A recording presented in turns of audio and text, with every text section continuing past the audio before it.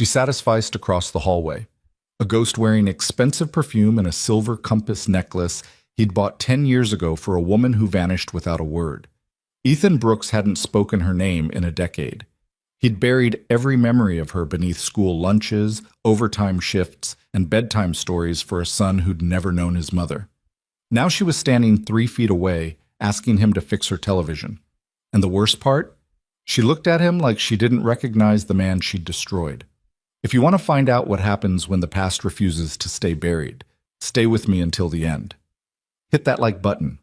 Drop a comment with the city you're watching from so I can see how far this story travels. This one's going to break your heart. The alarm went off at 5:47 a.m.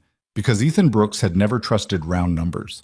Something about setting it at 5:45 or 6 o'clock felt too clean, too neat, like he was pretending his life had some kind of rhythm to it, when in reality everything ran on duct tape and caffeine and sheer stubbornness.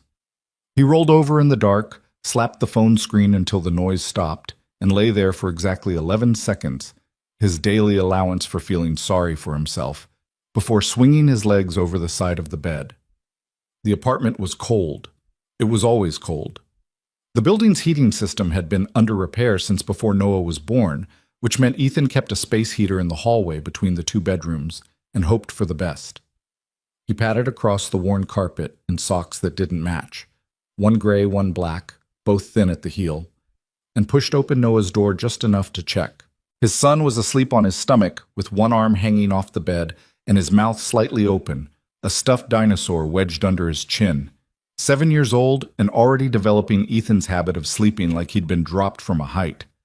The sight of him, that messy brown hair, those small fingers curled around nothing, hit Ethan somewhere behind the ribs the way it always did.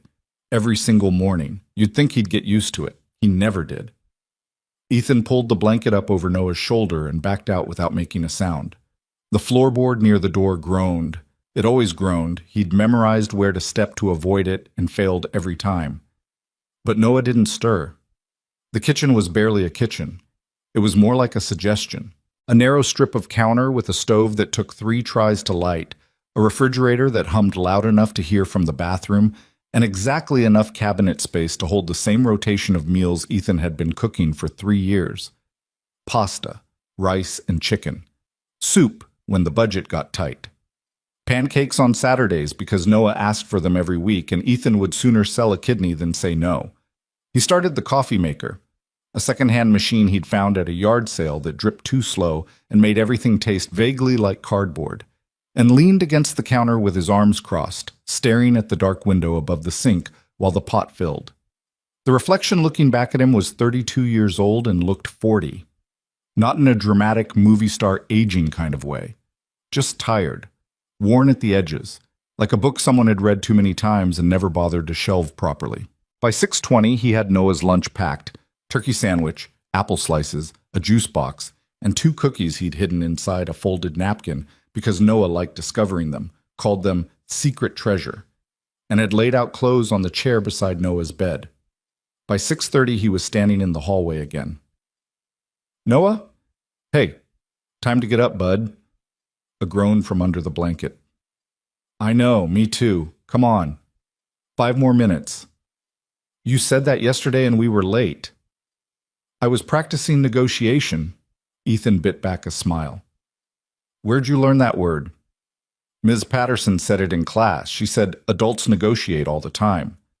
"Yeah, well, adults also pay rent and eat vegetables. Get up." Noah emerged from the blanket with his hair pointing in 4 different directions and one eye still mostly closed. He looked at Ethan with the kind of sleepy suspicion only a 7-year-old could manage. "Are there pancakes?" "It's Tuesday." "So? Pancakes are Saturday." "That's not a rule." "It is in this house." "You just made it up." "All rules are made up. That's how rules work. Get dressed." Noah huffed but slid out of bed, and Ethan counted that as a victory. Mornings were a negotiation. There it was, the kid's new word. And Ethan had learned to pick his battles. Shoes before breakfast? Non-negotiable. Matching socks? Lost cause. They walked to school the same way they always did, down the 2 flights of stairs with the railing that wobbled on the second-floor landing, out through the lobby with its cracked tile floor and buzzing fluorescent light, and onto the sidewalk where the morning air hit them both like a slap. Noah held Ethan's hand without being asked, which wouldn't last much longer. Already some of the older kids at school had started teasing about that kind of thing, so Ethan held on a little tighter while he still could. Dad? Yeah? Do you think dinosaurs had dads? Probably. Some kind of dad. But did the dad dinosaurs walk their kid dinosaurs to school? Dinosaurs didn't have school. Then what did they do all day? Ate stuff, ran around, tried not to get eaten. That sounds awesome. It really doesn't. Noah thought about this for half a block. I think I'd be a good dinosaur. You'd be the best dinosaur. You'd be an okay dinosaur. Thanks. You're welcome. Ethan dropped him off at the front entrance of Ridgemont Elementary, crouching down to zip his jacket the rest of the way up and smooth down the hair that refused to cooperate. Noah tolerated this with the patient resignation of someone who knew arguing was pointless. After school, straight home. Mrs. Calloway's picking you up. I know.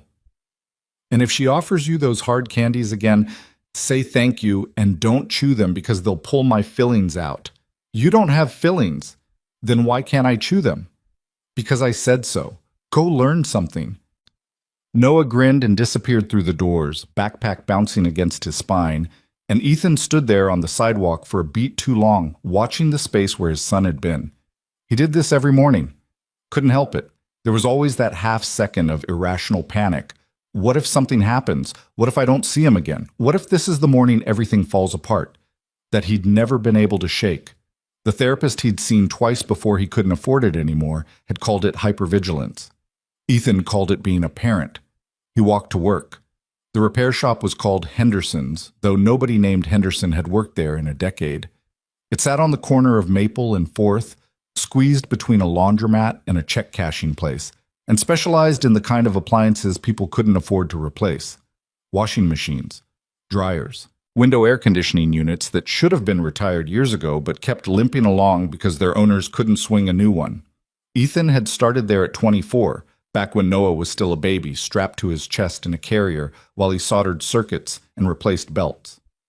His boss, a barrel-chested man named Dale, who smelled permanently of machine oil and black coffee, had taken one look at the kid and hired Ethan on the spot. Any man dumb enough to bring a baby to a job interview is either desperate or crazy, Dale had said. Either way, he'll show up on time. He'd been right. Ethan hadn't missed a shift in 8 years. The morning was slow, a busted dryer from the apartment building on Pine Street, a microwave that made a sound like a wounded animal every time someone hit the start button. Ethan worked with his hands and let his mind go quiet, which was the thing he liked most about the job. There was something honest about broken things. They didn't lie to you. They didn't pretend to be fine. They showed you exactly where the damage was, and either you fixed them or you didn't. Around noon, Dale leaned into the workshop with a sandwich in one hand. You eat yet? Not yet. There's half a sub in the fridge. Meatball. Don't ask me how old it is. Inspiring. You look like hell, by the way.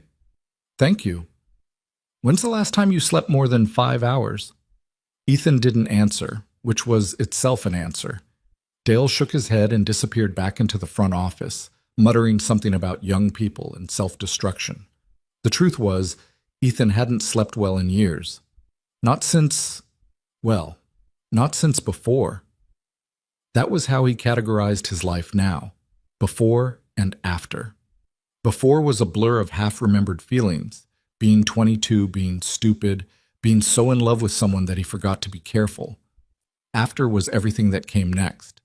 The silence, the empty apartment, the pregnancy test he found in the trash that turned out to belong to someone else, which meant the woman he loved had simply left without even that excuse.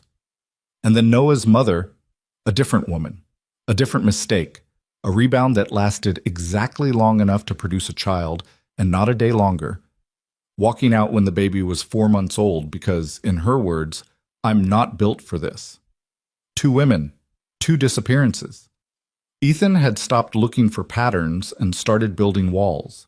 He picked Noah up from Mrs. Calloway's apartment at 4:15. She was 73, smelled like lavender and menthol, and treated Noah like a visiting dignitary. He ate 2 granola bars and told me everything he knows about the solar system, she reported. Which is a lot, by the way. That child is smarter than most adults I've met. He gets it from his mom, Ethan said, which was what he always said, though he wasn't sure it was true. He just didn't want Noah to think all of himself came from one source. Kids needed to believe they were made from something bigger than what was standing in front of them. Back in the apartment, they fell into the evening routine. Homework at the kitchen table. Ethan sitting across from Noah, pretending to understand the new math they were teaching second graders, which bore no resemblance to anything he'd learned in school. Dinner, pasta again with jarred sauce and frozen meatballs because it was Wednesday and Wednesdays were pasta. Eaton standing up at the counter because the table was still covered in Noah's science project about volcanoes. Dad, do you think we could get a dog? We've talked about this. No, you talked. I listened. That's different. The lease says no pets. The lease also says the heat is supposed to work. Ethan opened his mouth, closed it, and stared at his son. That's actually a fair point. So can we? No. But you admitted I was right. Being right and getting what you want are 2 very different things. That's one of the worst lessons you'll ever learn. Noah stabbed a meatball with his fork and looked unconvinced. Bath time, story time. The story was the same one they'd been reading all week, a chapter book about a kid who finds a door to another world in the back of a library, which Ethan privately thought was a little on the nose but Noah loved, so he read it with voices and everything, even the embarrassing ones. When Noah's eyes started closing halfway through chapter 9, Ethan bookmarked the page and pulled the blanket up. Dad? Yeah. How come you never go on dates? The question came out of nowhere, the way the worst ones always did. Ethan held still. Where's this coming from? Tyler at school said his mom goes on dates all the time. She uses an app. He said it's like shopping for people. That's a deeply disturbing description. So, how come you don't? Because I've got everything I need right here. Noah considered this. That's what people say when they're scared. Ethan blinked. Who told you that? Nobody. I just think it. The room got very quiet. Ethan leaned down and kissed Noah's forehead. Go to sleep, dinosaur. Okay, but I'm right. Good night, Noah. Good night, Dad. Ethan stood in the hallway after closing the door and pressed his back against the wall. His son was 7 years old and already cutting through him like a surgeon. Kids were terrifying like that. They said the thing you'd been avoiding for years like it was nothing, like it was just an observation about the weather and you were supposed to just keep standing there pretending you weren't bleeding. He wasn't scared. That's what he told himself. He wasn't scared. He was smart. There was a difference. Smart people learned from experience. Smart people recognized when a pattern was going to repeat itself and stepped out of the way. 2 women had left him. The first one, the one who mattered, she'd vanished like smoke. No goodbye, no explanation, just an empty chair and a silence that lasted 10 years. The second one, Noah's mother, had at least been honest about it. I can't do this, she'd said, and walked out while Ethan held a screaming infant against his chest. So no, he didn't go on dates, he didn't use apps, he didn't shop for people. He had Noah. He had work. He had a routine that kept them both alive and mostly okay, and that was more than enough. It had to be. Around 9 o'clock, he was sitting on the couch with a beer he didn't really want, watching a show he wasn't paying attention to, when someone knocked on his door. This was unusual. Nobody knocked on Ethan's door. Mrs. Calloway always called first. Dale would text. The building super left notes taped to the door like a medieval messenger. An actual knock at this hour meant either trouble or a wrong address. He muted the television and crossed the room, checking through the peephole out of habit. A woman, dark hair pulled back. Nice coat. Too nice for this building. He didn't recognize her, which meant new tenant. The apartment across the hall had been empty for 2 months since the last guy moved out. A quiet accountant who'd left behind nothing but a broken curtain rod and a faint smell of cigarettes. Ethan opened the door. Hi. She smiled, and it was the kind of smile that looked practiced. Not fake, exactly, but controlled, like she'd learned how to arrange her face for public consumption. I'm so sorry to bother you. I just moved in across the hall and my television won't connect to anything. The cable box keeps blinking and I can't figure out if it's the remote or the... I don't know. I'm not great with technology. Is there any chance you could take a look?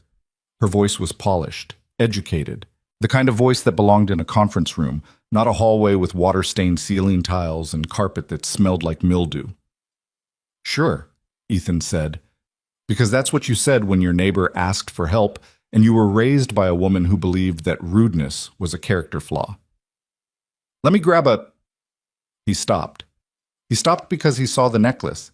It was silver, a compass, small and delicate, hanging from a thin chain against her collarbone. The face of the compass had a tiny imperfection, a scratch on the left side of the glass near the south marking, that the jeweler at the shop on Franklin Street had apologized for when Ethan bought it 12 years ago. He'd kept it for 2 years before giving it away because he wanted it to mean something, wanted it to be more than just a piece of metal. And when he finally gave it to the woman he loved on the night before everything fell apart, she'd held it against her chest and cried. He was looking at that same necklace now. The scratch was still there. His eyes traveled from the necklace to her face, and the world did something terrible. It rearranged itself. The polished smile, the controlled voice, the careful posture, all of it dissolved, and underneath he saw the jawline he used to trace with his thumb at 3 a.m, the eyes that had looked up at him from a pillow in a studio apartment that no longer existed, the mouth that had told him she'd never leave. Victoria? The name came out like something scraped from the bottom of a drawer. Her smile collapsed. Not slowly, not gracefully. It just broke the way a window breaks when something hits it, all at once, every piece falling simultaneously. Ethan. They stood there. The hallway was silent except for the buzzing of the overhead light and the muffled sound of someone's television 2 floors up. 3 feet of space between them. 10 years of silence. That's my necklace, he said, and immediately felt stupid because of all the things he could have said. How are you? Where did you go? Why did you leave? Do you know that you ruined me? He chose to talk about jewelry. Victoria's hand went to the compass instinctively, her fingers closing around it like she was trying to hide it. Ethan, That's the necklace I gave you. I know. 10 years ago. I know. Before you disappeared. She flinched. The word hit her like a physical thing. Disappeared. Not left. Not moved away. Disappeared. Like a person who stops existing. Like someone who climbs out a window in the middle of the night and never looks back. I can explain, she said. Don't. Please. Don't. Not tonight. Not... I have a kid sleeping 20 feet from here. I'm not doing this tonight. Victoria's eyes shifted to the open door behind him, and something crossed her face that he couldn't read. Something complicated. She opened her mouth, then closed it, nodded, took a step back toward her own door. The TV thing, she said quietly. It wasn't... I didn't know you lived here. I wouldn't have knocked if... Good night, Victoria. He closed the door, locked it, pressed his forehead against the wood and stood there for a long time, breathing through his nose, counting to 10, and then counting again, the way his mother had taught him to do when the world became too much. His hands were shaking. He pressed them flat against the door to make them stop. From down the hall, Noah's voice drifted out. Dad? Who was that? Nobody, Bud. Go back to sleep. Okay. Ethan didn't move from the door for 20 minutes. He stood there like a man waiting for something. An earthquake, a fire alarm, the sound of her footsteps walking away. But nothing came. Just silence. He slept maybe 2 hours that night. Not because he was thinking about her. He refused to think about her. But because his body remembered things his brain was trying to forget. The weight of her head on his chest. The way she hummed when she was reading. The way she said his name, stretching the second syllable like she was holding on to it. He lay in the dark and stared at the ceiling and hated every single molecule of his memory. By morning, he'd decided on a strategy. Avoidance.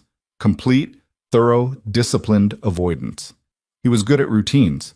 He would simply add, never interact with the woman across the hall, to his list and execute it with the same ruthless efficiency he applied to everything else. He would leave for work at the same time, take the stairs at the same speed, and look straight ahead when passing her door. If she knocked again, he wouldn't answer. If she tried to talk, he'd keep walking. Clean, simple, done. The strategy lasted exactly 3 days. On Thursday afternoon, Ethan came home from work to find Noah sitting on the hallway floor outside Victoria's apartment, cross-legged, with his homework spread around him and a juice box in one hand. "Hey, bud, what are you doing out here?" "Victoria's helping me with fractions." The door to apartment 4B was open. Victoria was sitting just inside on a chair she'd pulled into the entryway, leaning forward with a pencil in her hand and a patient expression on her face. She looked at Ethan the way someone looks at a dog they're not sure is friendly. "I hope that's okay," she said carefully. "Mrs. Calloway had a doctor's appointment, and the building super let me know Noah was waiting outside your door. I didn't want him sitting alone. You could have called me." "I don't have your number." "You could have asked Dale." "I don't know who Dale is." Noah looked up from his worksheet. "Dad, do you know what 3/8 plus 1/4 is?" "Not right now." 5/8, Victoria said. "You have to find a common denominator first, remember?" "Oh, right, like making the bottom numbers the same. Exactly like that." Ethan stood in the hallway and watched his son interact with the woman who had once broken his heart so completely that he'd spent a year sleeping on a friend's couch because he couldn't stand being in the apartment where she used to be. Noah didn't know any of that. Noah saw a nice lady who was good at fractions and let him sit inside instead of alone in a cold hallway. Noah was 7 and thought the world was mostly made of good things, and Ethan wanted to keep it that way even if it meant swallowing something sharp. "Thank you," he said. The words tasted like gravel. "For watching him." "Of course." "Noah, come on, inside." "But we're almost done with inside now." Noah gathered his papers with the slow, deliberate movements of a child who wants you to know he's unhappy but doesn't want to get in trouble for saying so. He shoved everything into his backpack, thanked Victoria, and shuffled past Ethan into their apartment without looking at him. Ethan stayed in the doorway. Victoria was still sitting in her chair, the pencil balanced between her fingers, and for a second she looked nothing like a CEO or a ghost from his past. She looked like a woman sitting alone in a mostly empty apartment with nothing but a chair and a pencil and the wreckage of 10 years stacked up between them. "He's a great kid," she said. "I know. He talks about you constantly, the way you make pancakes on Saturdays, the voices you do when you read to him, the dinosaur game." "You don't get to do that." "Do what?" "Act like you know us. You watched him do homework for 45 minutes. That doesn't make you part of this." Victoria set the pencil down. "I'm not trying to be part of anything, Ethan. He was alone in the hallway. I helped. That's it." He wanted to believe her. He wanted to believe it was that simple. A neighbor helping a kid, nothing more, nothing complicated, nothing that required excavating a decade of buried grief. But the compass necklace was still around her neck, catching the hallway light, and every time he saw it, he was 22 again, standing in a studio apartment with a gift-wrapped box and a heart so full it hurt. "Stay away from my son," he said, and closed the door before she could answer. Inside, Noah was at the kitchen table, his homework spread out, his face tight with the particular brand of fury that 7-year-olds specialize in. "That was rude." "Excuse me?" "You were rude to her. She was nice to me and you were rude." "Noah, you always say we should be kind to people. That's like your #1 rule, and you were mean." Ethan sat down across from him. "It's complicated. Adults always say that when they don't want to explain, because it's usually true. Do you know her?" The question hung in the air. Ethan looked at his son, this tiny, fierce, impossibly perceptive human being he had somehow managed to raise, and felt the familiar ache of wanting to protect him from everything, while knowing he couldn't protect him from anything. "I used to," he said, "a long time ago." "What happened?" "She went away." "Why?" "I don't know." This was the first lie Ethan had told Noah in a long time. He didn't know why she left, that was true. But the rest of it, the weight of it, the way her absence had shaped every decision he'd made for the past decade, all of that was more than he could carry into a conversation with a second grader. Noah stared at him for a long moment. Then he nodded, pulled his worksheet closer, and went back to his fractions. But Ethan could see the wheels turning behind his son's eyes, processing, filing, building a theory. Noah was like that. He didn't push, but he didn't forget. Over the next week, Ethan executed his avoidance strategy with military precision. He memorized Victoria's patterns. When she left in the morning, early, before 7, dressed in clothes that cost more than his monthly rent. When she came home, late, usually after 9, sometimes later. When she walked to the small cafe on the corner, Sunday mornings, alone, always alone. He adjusted his schedule accordingly, leaving 10 minutes earlier, taking the stairs instead of the elevator when he heard her door, timing his garbage runs for when he knew she'd be gone. It was exhausting. It was absurd. He was a 32-year-old man rearranging his entire life to avoid a hallway encounter, and some part of him recognized how ridiculous that was, how much power he was giving to someone by working so hard to avoid them. But the alternative was worse.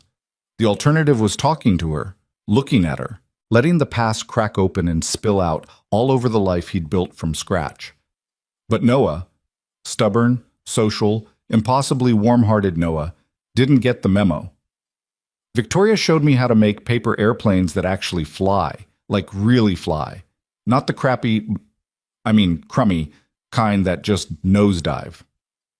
When did she show you that? After school. She was in the hallway getting her mail, and I showed her my plane, and she said the wings were wrong, so she fixed them. Noah, I asked you not to. You asked me to stay away from her. I was getting the mail. She was getting the mail. We were both in the mail area. That's not the same as going to find her. The kid was going to be a lawyer someday.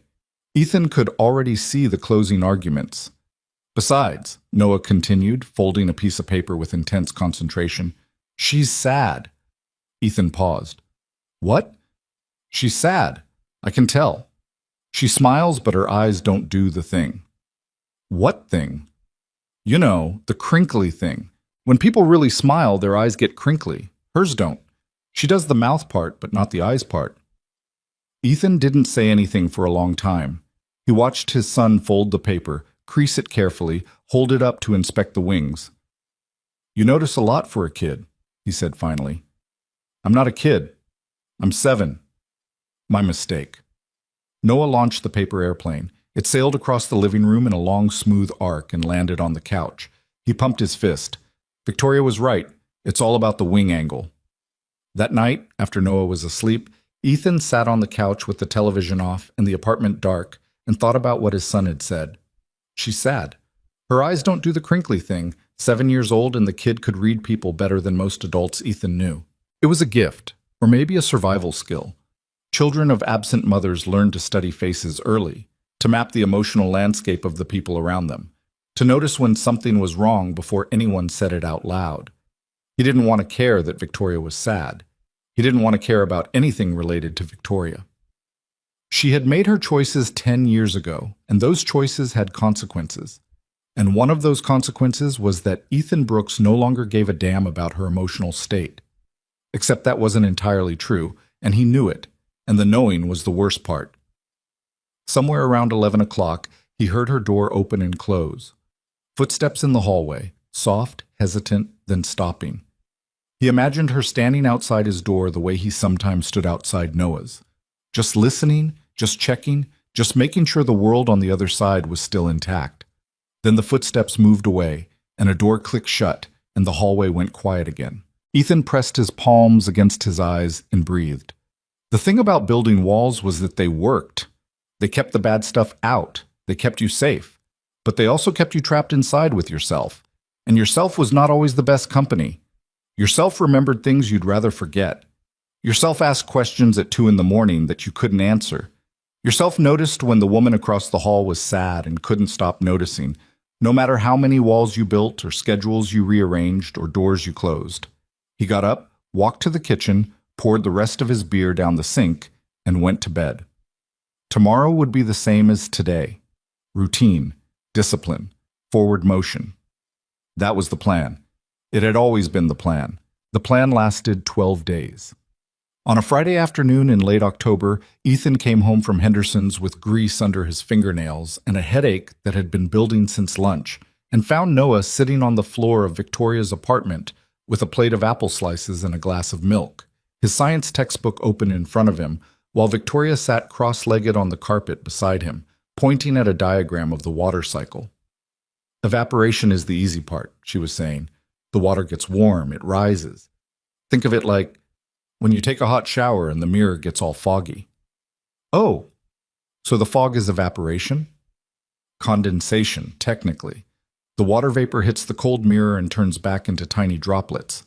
Evaporation is the part before that, when the water turns into vapor in the first place. So evaporation goes up and condensation comes back down?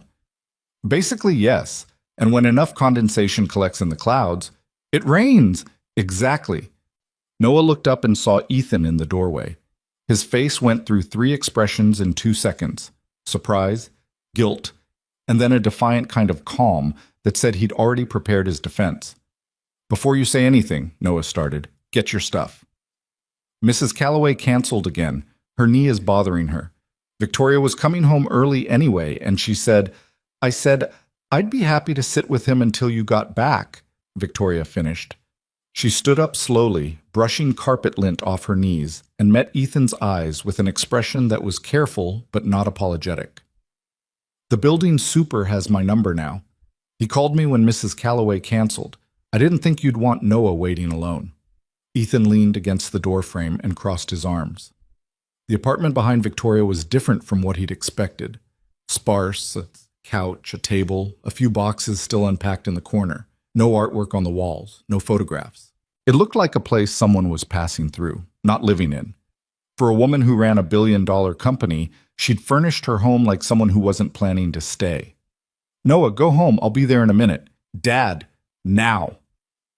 Noah gathered his things with the practiced slowness of a child who wanted to register protest without escalating to actual disobedience. He shoved the textbook into his backpack, grabbed the last apple slice, and walked past Ethan into the hallway, pausing just long enough to look back at Victoria. Thanks for the water cycle stuff, he said.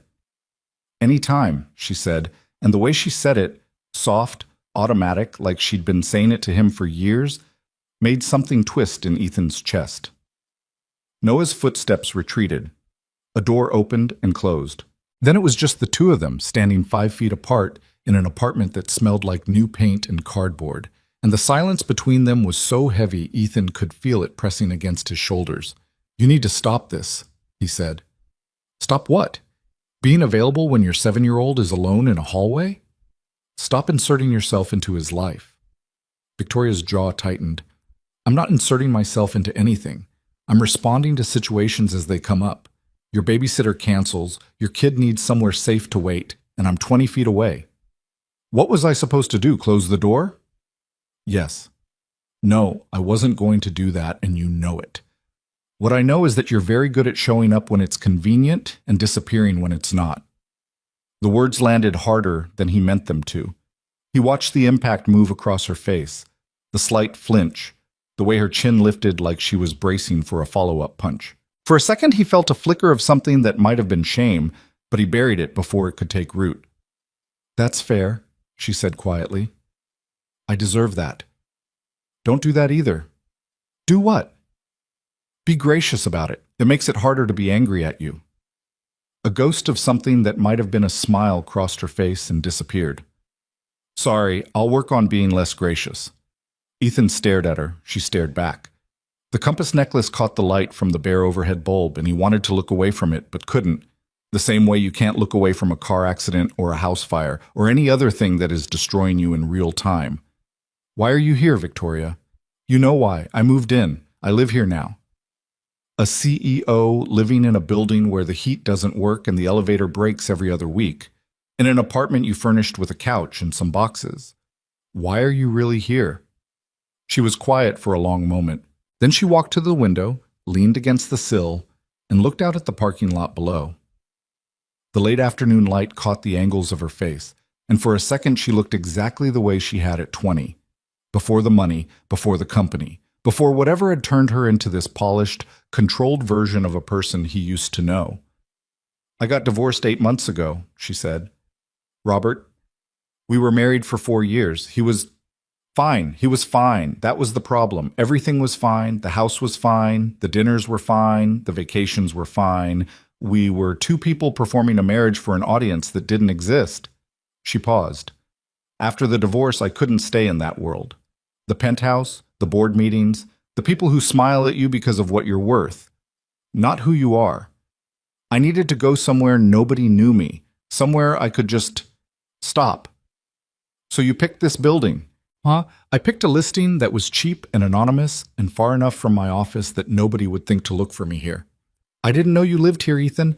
I swear to you, I didn't know. He wanted to believe her. That was the problem. Some stupid, broken part of him that had never fully healed wanted to take her at her word, wanted to believe that the universe wasn't cruel enough to put her across his hallway on purpose. The necklace, he said. You kept it. Her hand went to it again, that same instinctive grab. Yes. 10 years, a marriage, a whole other life. And you kept a compass on a chain that some 22-year-old kid bought you at a shop on Franklin Street. Yes. Why? Victoria turned from the window and looked at him, and for the first time since she'd appeared at his door asking about a television, her face wasn't controlled. It wasn't polished or arranged or managed.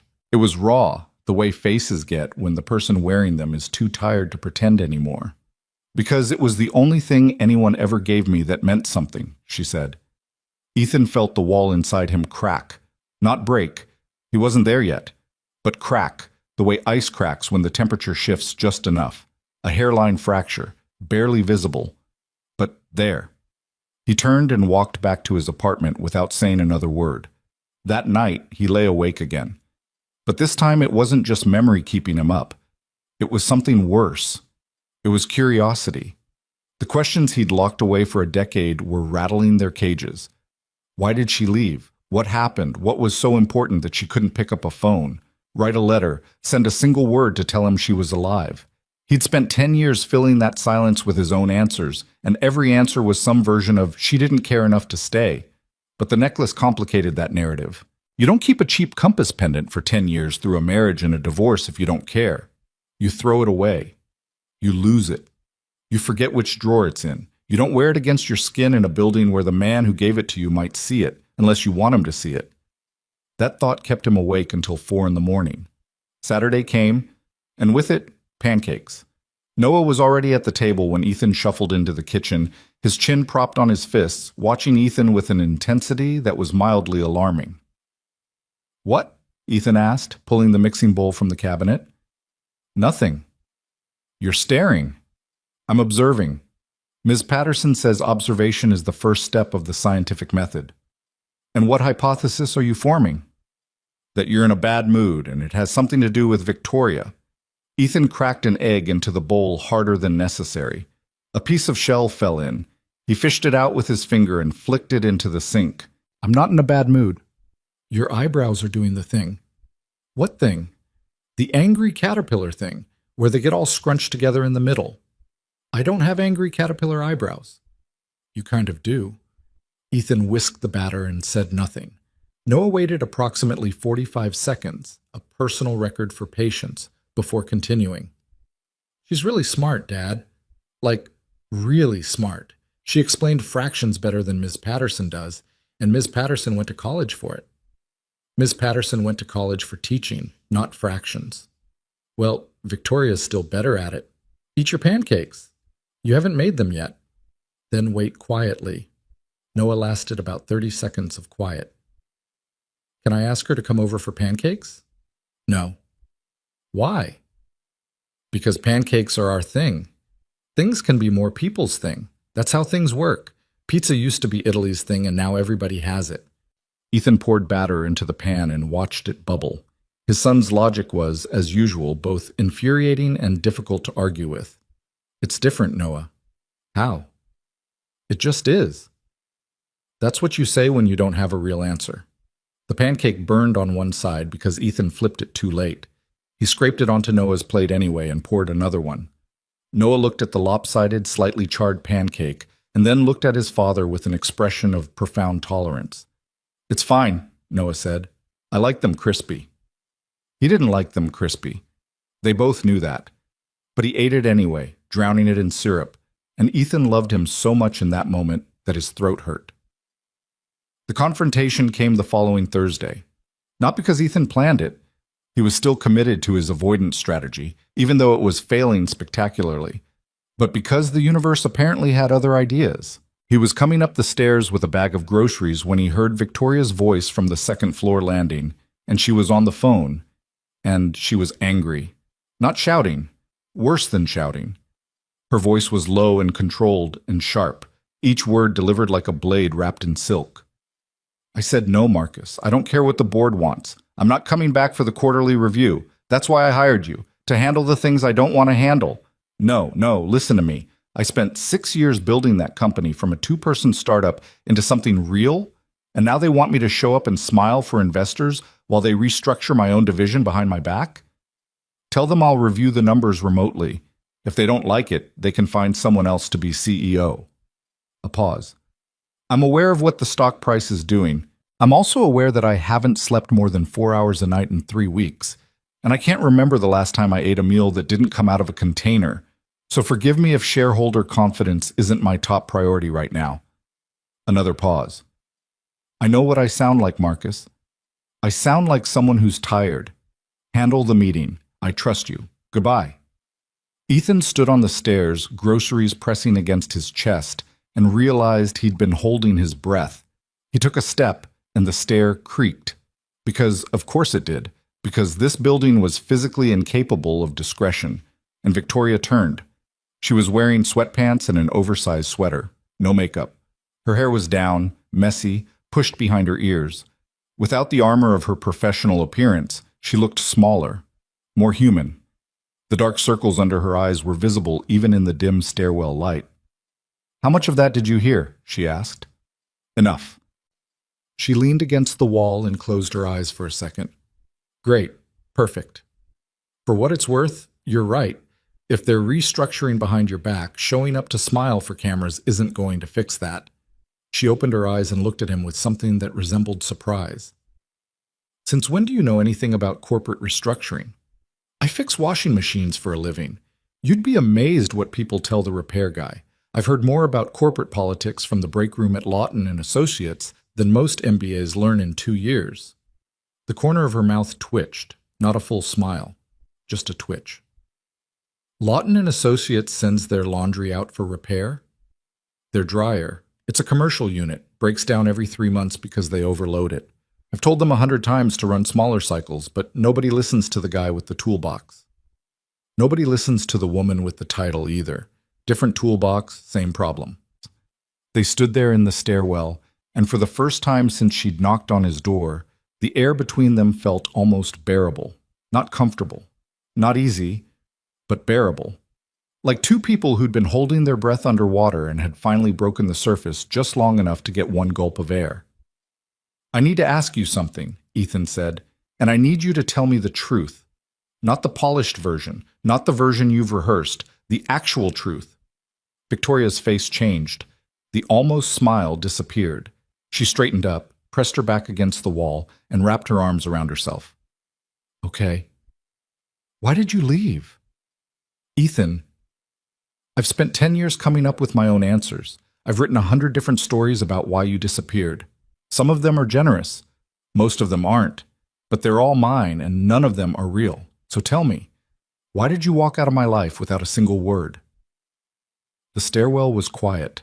Somewhere above them, a faucet was dripping. Somewhere below, a door slammed. The building lived and breathed around them while they stood frozen in its spine. Victoria's arms tightened around herself. She stared at the floor for a long time, 10 seconds, 15, long enough that Ethan started to think she wasn't going to answer at all. Then she looked up, and her eyes were wet, and her voice was steady in the way that voices are steady when the person speaking has practiced holding themselves together for a very long time. "I was pregnant." The word hit him like a physical blow. Not in the chest, lower, in the gut, in the place where all the worst knowledge lives. "What?" "I found out 2 days before I left. 2 days. I took the test in the bathroom of that studio apartment while you were at work, and I sat on the floor and stared at it for an hour. I was 20 years old, Ethan. We were 20 and 22 and living on ramen and hope, and I was going to have a baby. Why didn't you tell me?" "I was going to. That night, I had it all planned. I was going to make dinner, sit you down, tell you everything, but then my mother called. Victoria's voice cracked on the word mother. She pressed her lips together hard and waited until she could speak again. She was in a hospital in Richmond, car accident. They said she might not make it through the night. My father was already gone. I had no siblings, it was just me. I left that apartment with nothing but my purse and the clothes I was wearing, and I drove 4 hours straight without stopping. I didn't even leave a note because I thought I'd be back in 2 days. But you weren't. No, my mother survived the accident, but the recovery it took months, and during those months, everything else fell apart. I was alone in a city I hadn't lived in for years, sleeping on a hospital chair, barely eating, stressed out of my mind. And then, she stopped. Victoria, I lost the baby. The stairwell seemed to contract. The walls moved closer. The air got thinner. Ethan put the grocery bag down on the step because his arms had stopped working properly, and he stood there with his hands hanging at his sides, trying to process what she was telling him and failing. I was 11 weeks along, she continued, and now the tears were falling, though she didn't wipe them, didn't acknowledge them, just let them track down her face like they belonged there. The doctor said it was stress. Maybe it was. Maybe it wasn't. Maybe it would have happened anyway. I'll never know. But I was alone in a hospital in Richmond, and I lost the baby, and I couldn't call you because by then I'd been gone for 2 months, and I thought you must hate me. I thought you'd already moved on. I thought if I called and told you everything, the pregnancy, the baby, losing the baby, it would only make it worse. It would only add more pain to something that was already, so you just disappeared. I didn't disappear. I fell apart. And by the time I put myself back together, years had passed, and I'd become someone else entirely, and I convinced myself that you were better off without me, that you'd found someone, that you'd built a life, and I told myself that reaching out after all that time would be selfish. It would have been. I know. But not reaching out was worse. She closed her eyes. I know that too. Ethan picked up the grocery bag. His hands were shaking again, but this time it wasn't anger. He didn't know what it was. Some combination of grief and rage and something softer underneath that he refused to name. I have to go, he said. Noah's waiting. Ethan, I heard you. I heard everything. I can't do anything with this right now. I need to go feed my kid and help him with his homework and read him a chapter about a door in a library. And I need to do all of that without falling apart. So I'm going upstairs, and I'm going to close my door, and I need you to let me do that. Victoria nodded. She wiped her face with the back of her hand and stepped aside so he could pass. He walked up the stairs without looking back, and when he reached his floor, he stood outside his apartment for a full minute before going in, rearranging his face the way he'd learned to do years ago. Smooth it out, soften the eyes, relax the jaw, become the version of yourself that your child needs to see. Noah was on the couch, watching a nature documentary about octopuses. Did you get the mac and cheese? Yeah. The good kind or the healthy kind? The good kind. I love you. I love you too, bud. Ethan went into the kitchen and put the groceries away one item at a time, slowly, methodically, using the task the way he used every task, as scaffolding, something to hold on to while the ground moved beneath him. He put the milk in the fridge, the cereal in the cabinet, the mac and cheese on the counter. Each motion was a sentence in the story he told himself every day. You are fine. You are functioning. You are holding it together. He made dinner. He helped Noah with spelling words. He read 2 chapters instead of 1 because Noah asked, and because Ethan needed the distraction as much as his son needed the story. When Noah fell asleep, Ethan sat on the edge of the bed and watched him breathe for a while, counting the inhales and exhales the way he used to count them when Noah was a baby, and Ethan was terrified that something would happen in the night because he was doing this alone, and alone meant there was no one to catch the things he missed. She had been pregnant, with his child, and she had lost the baby alone in a hospital in a city 4 hours away while he sat in their apartment wondering why she hadn't come home. The grief hit him at 11:47 p.m. Not for the relationship. He'd already grieved that, wrung it dry, left it behind. This was a different grief entirely. This was grief for a child he never knew existed, a pregnancy he never got to be nervous about, a loss he never got to mourn. He sat on his couch in the dark and put his hands over his face and felt something break inside him that he hadn't even known was still intact. He didn't cry. He hadn't cried in years, and the muscle memory wasn't there anymore. Instead, he sat very still and breathed through it the way you breathe through a cramp. Slow, deliberate, waiting for it to pass, knowing it will pass, knowing everything passes eventually even when it feels like it won't. At midnight, he heard her door open and close, footsteps in the hallway, the quiet sound of a lock turning. He got up, walked to his door, and opened it before he could talk himself out of it. Victoria was standing in the hallway with a bag of trash halfway to the garbage chute. She froze when she saw him. "Why did you keep the necklace?" he asked. She didn't answer right away. She put the trash bag down and stood there in the hallway in her sweatpants and bare feet, and the fluorescent light overhead buzzed and flickered the way it always did, casting everything in a yellow-white wash that made the world look sick. "Because it was yours," she said. "Because you gave it to me the night you told me you wanted to build a life with me. And even though I destroyed that, even though I ruined everything, I couldn't let go of the one thing that proved it was real. That someone once looked at me and thought I was worth keeping." Ethan stood in his doorway, and she stood in the hallway, and neither of them moved. The distance between them was 8 feet, maybe 10. The distance between them was 10 years. Both measurements were accurate, and neither one was the whole truth. "I was going to ask you to marry me," he said, "that week after I gave you the necklace. I had a ring. It was terrible, a silver band with a chipped diamond from a pawn shop on 3rd Street. But I had it, and I was going to ask." Victoria made a sound that wasn't quite a word, something between a gasp and a sob, swallowed before it could fully form. She pressed her hand against her mouth and shook her head, not in denial, but in the way people shake their heads when the truth is too much to hold. "I didn't know that," she whispered. "How could you? You were gone." "Ethan, I'm sorry. I know that word is useless. I know it doesn't fix anything or give back the years, or it doesn't. I know. But I needed to hear it." She lowered her hand from her mouth. "I'm sorry. For all of it. For leaving. For not calling. For being too scared and too proud and too broken to find you when I should have. For letting you spend 10 years thinking you weren't worth staying for. You were. You always were." The hallway buzzed, the light flickered. Somewhere in the building, a pipe clanked and settled. "I can't forgive you yet," Ethan said.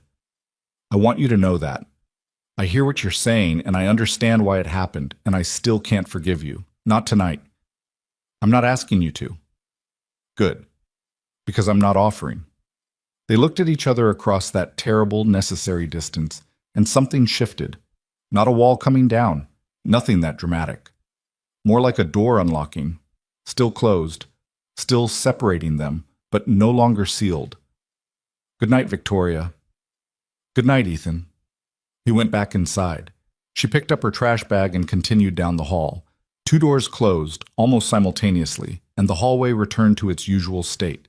Empty, quiet, buzzing under bad light. But the air felt different now. Lighter. Like something that had been compressed for a decade had finally been released. Not all at once. Not completely, but enough to notice. Enough to breathe. Ethan lay in bed that night and stared at the ceiling and thought about a silver ring in a pawn shop that was probably long gone by now. He thought about a 22-year-old kid with more hope than sense who believed that love was something you could hold in your hand like a compass and follow wherever it pointed. That kid was gone too. But maybe, and he hated himself for thinking it, hated the weakness in it, the vulnerability. Maybe gone wasn't the same as dead. Maybe some things just went underground for a while and waited. He rolled over, pulled the blanket up, and closed his eyes. In the apartment across the hall, Victoria lay in her own bed and held the compass necklace between her fingers, and felt the scratch on the glass with her thumb, and thought about a ring she never saw, a question she never heard, and a life that almost existed before the world tore it apart. Neither of them slept well, but for different reasons than before. Friday at Henderson's, Ethan dropped a motor housing on his foot and barely noticed. Dale looked at him sideways all morning, and around noon finally cornered him near the parts shelf. "You want to tell me what's going on, or should I guess?" "Nothing's going on. You've been staring at the same circuit board for 40 minutes. Either you've discovered something revolutionary about capacitor wiring or your brain is somewhere else. Ethan set the board down. Someone from my past showed up. Dale leaned against the shelf and folded his arms. He was 61, twice divorced, and had the kind of pragmatic wisdom that came from surviving 2 decades of bad decisions. Good someone or bad someone? Both. Ah, that kind. She was the one before Noah's mom, the one you never talk about. Yeah. Dale was quiet for a while, which was unusual for him. He chewed the inside of his cheek and looked at the ceiling like the answer might be written up there between the water stains. I'm going to tell you something that's going to make you mad, Dale said. Great. You're the best employee I've ever had. Reliable, hardworking, never misses a shift, never complains, never causes drama. You know what else you are? The loneliest person I know, and I know a lot of people. I'm not lonely. I have Noah. Noah is your son, not your social life. The kid's 7. In 11 years, he's going to go to college or join the military or move to Portland to find himself, and you're going to be sitting in that apartment alone, wondering why you spent 20 years pretending you didn't need anybody. That's a cheerful thought. It's a realistic one. I'm not saying let this woman back in. I'm not saying trust her. I don't know her, and frankly, she sounds like she caused you a world of pain. But I'm saying that whatever she stirred up, let it stay stirred. Feel it. Deal with it. Don't just shove it back down and keep moving. You're not a machine, Ethan. You're allowed to be a mess. Ethan picked up the circuit board again. Can I go back to work now? Yeah, but think about what I said. I won't. You will. Dale was right. He always was. That was the most annoying thing about him. That weekend, the building's water heater broke. A Saturday morning without hot water in a building full of people who were already irritable about the heat, the elevator, and the general state of disrepair was, predictably, a disaster. The super, a harried man named Gary, who always looked like he was one complaint away from quitting, knocked on Ethan's door at 8 o'clock. You fix stuff, right? Appliances, not building infrastructure. It's a water heater. That's an appliance. It's a commercial boiler. Can you look at it? Ethan looked at Noah, who was eating cereal on the couch and watching Saturday morning cartoons with the focus of a neurosurgeon. I'll be in the basement, Ethan told him. Don't answer the door for anyone. Can I answer it for Victoria? No. What if there's a fire? Then go out the window. We're on the 4th floor. Fine. If there's a fire, you can answer the door. Otherwise, no. He followed Gary to the basement, which smelled like damp concrete and regret. The boiler was ancient, a hulking metal box that looked like it had been installed during the Cold War and hadn't been serviced since. Ethan spent 20 minutes poking around its guts, tracing pipes, checking valves, getting progressively more frustrated. This needs a professional, he told Gary. The pilot assembly is corroded and the thermocouple is shot. I can maybe get it running temporarily, but you need to call a plumber. A plumber costs money. So does a building full of tenants without hot water filing complaints with the housing authority. Gary looked pained. Can you do the temporary thing? Ethan sighed. Give me an hour. It took 2 hours. By the time he came back upstairs, grimy and annoyed, Noah's door was open and laughter was coming from inside the apartment. Not Noah's laughter alone. 2 voices. One high and delighted, one lower and warm. He stepped through the door and found Victoria sitting on the kitchen floor with Noah, both of them covered in flour. A mixing bowl sat between them. Eggshells littered the counter. Something that might have been cookie dough was stuck to the cabinet handle. We're making cookies, Noah announced, as if this were perfectly normal, as if the woman his father had explicitly told him to avoid was not currently sitting on their kitchen floor with butter in her hair. I can see that. Victoria says her grandmother's recipe is the best in the world. My grandmother would have said that, Victoria corrected gently. I'm still testing whether it's true. Ethan looked at the kitchen. His kitchen. The tiny, cramped space where he'd made 1,000 meals for his son, where he'd stood at the counter at midnight eating leftovers and staring at nothing, where he'd built the careful infrastructure of their 2-person life. And now there was flour on the floor and eggshells on the counter, and a woman from his past sitting in the middle of it all, and his son was laughing, really laughing, the full-body kind with his head thrown back, and the whole scene was so domestic, so unreasonably warm, that Ethan felt something crack open inside him again. Wider this time, harder to ignore. "How did you get in here?" he asked, though his voice came out softer than he intended. "The door was unlocked," Victoria said. "I knocked. Noah said to come in. I told him I shouldn't without your permission, and he said, I said Dad would be fine with it because you're our friend." Ethan looked at his son. Our friend. The kid had promoted her without authorization. Classic Noah. "I should go," Victoria said, starting to get up. "I'm sorry. I should have waited for you to—" "Sit down." She froze halfway up. "What?"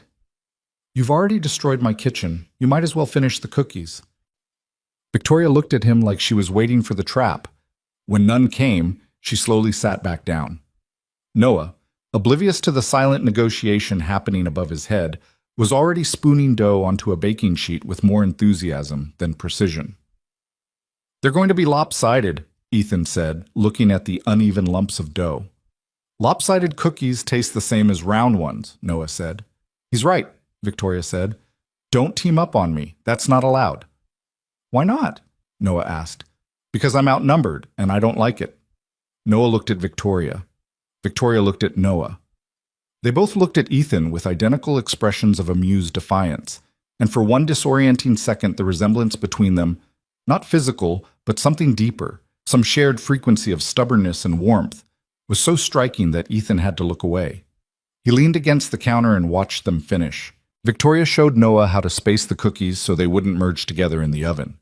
Noah showed Victoria how to use the oven timer because, as he explained with great seriousness, Dad set it on fire once, and now we have rules. "I didn't set it on fire. There was smoke. Smoke and fire are different things." "There were flames, Dad." "Small flames." "Flames are flames." Victoria bit her lip to keep from laughing, and Ethan caught it, and for a half-second their eyes met over Noah's head, and something passed between them that was too complicated to name. Amusement and grief and tenderness and the ghost of everything they'd lost, all tangled together in a look that lasted 2 seconds and contained 10 years. The cookies turned out lopsided and slightly underdone in the middle, and Noah declared them the best cookies in the history of cookies. He ate 4 before Ethan cut him off and sent him to wash the flour out of his hair. When the bathroom door closed and the sound of running water filled the apartment, Ethan and Victoria stood in the wrecked kitchen and faced each other across the mess. "He's incredible," Victoria said. You've done an incredible job with him." "He's incredible on his own. I just try not to get in the way." "That's not true, and you know it.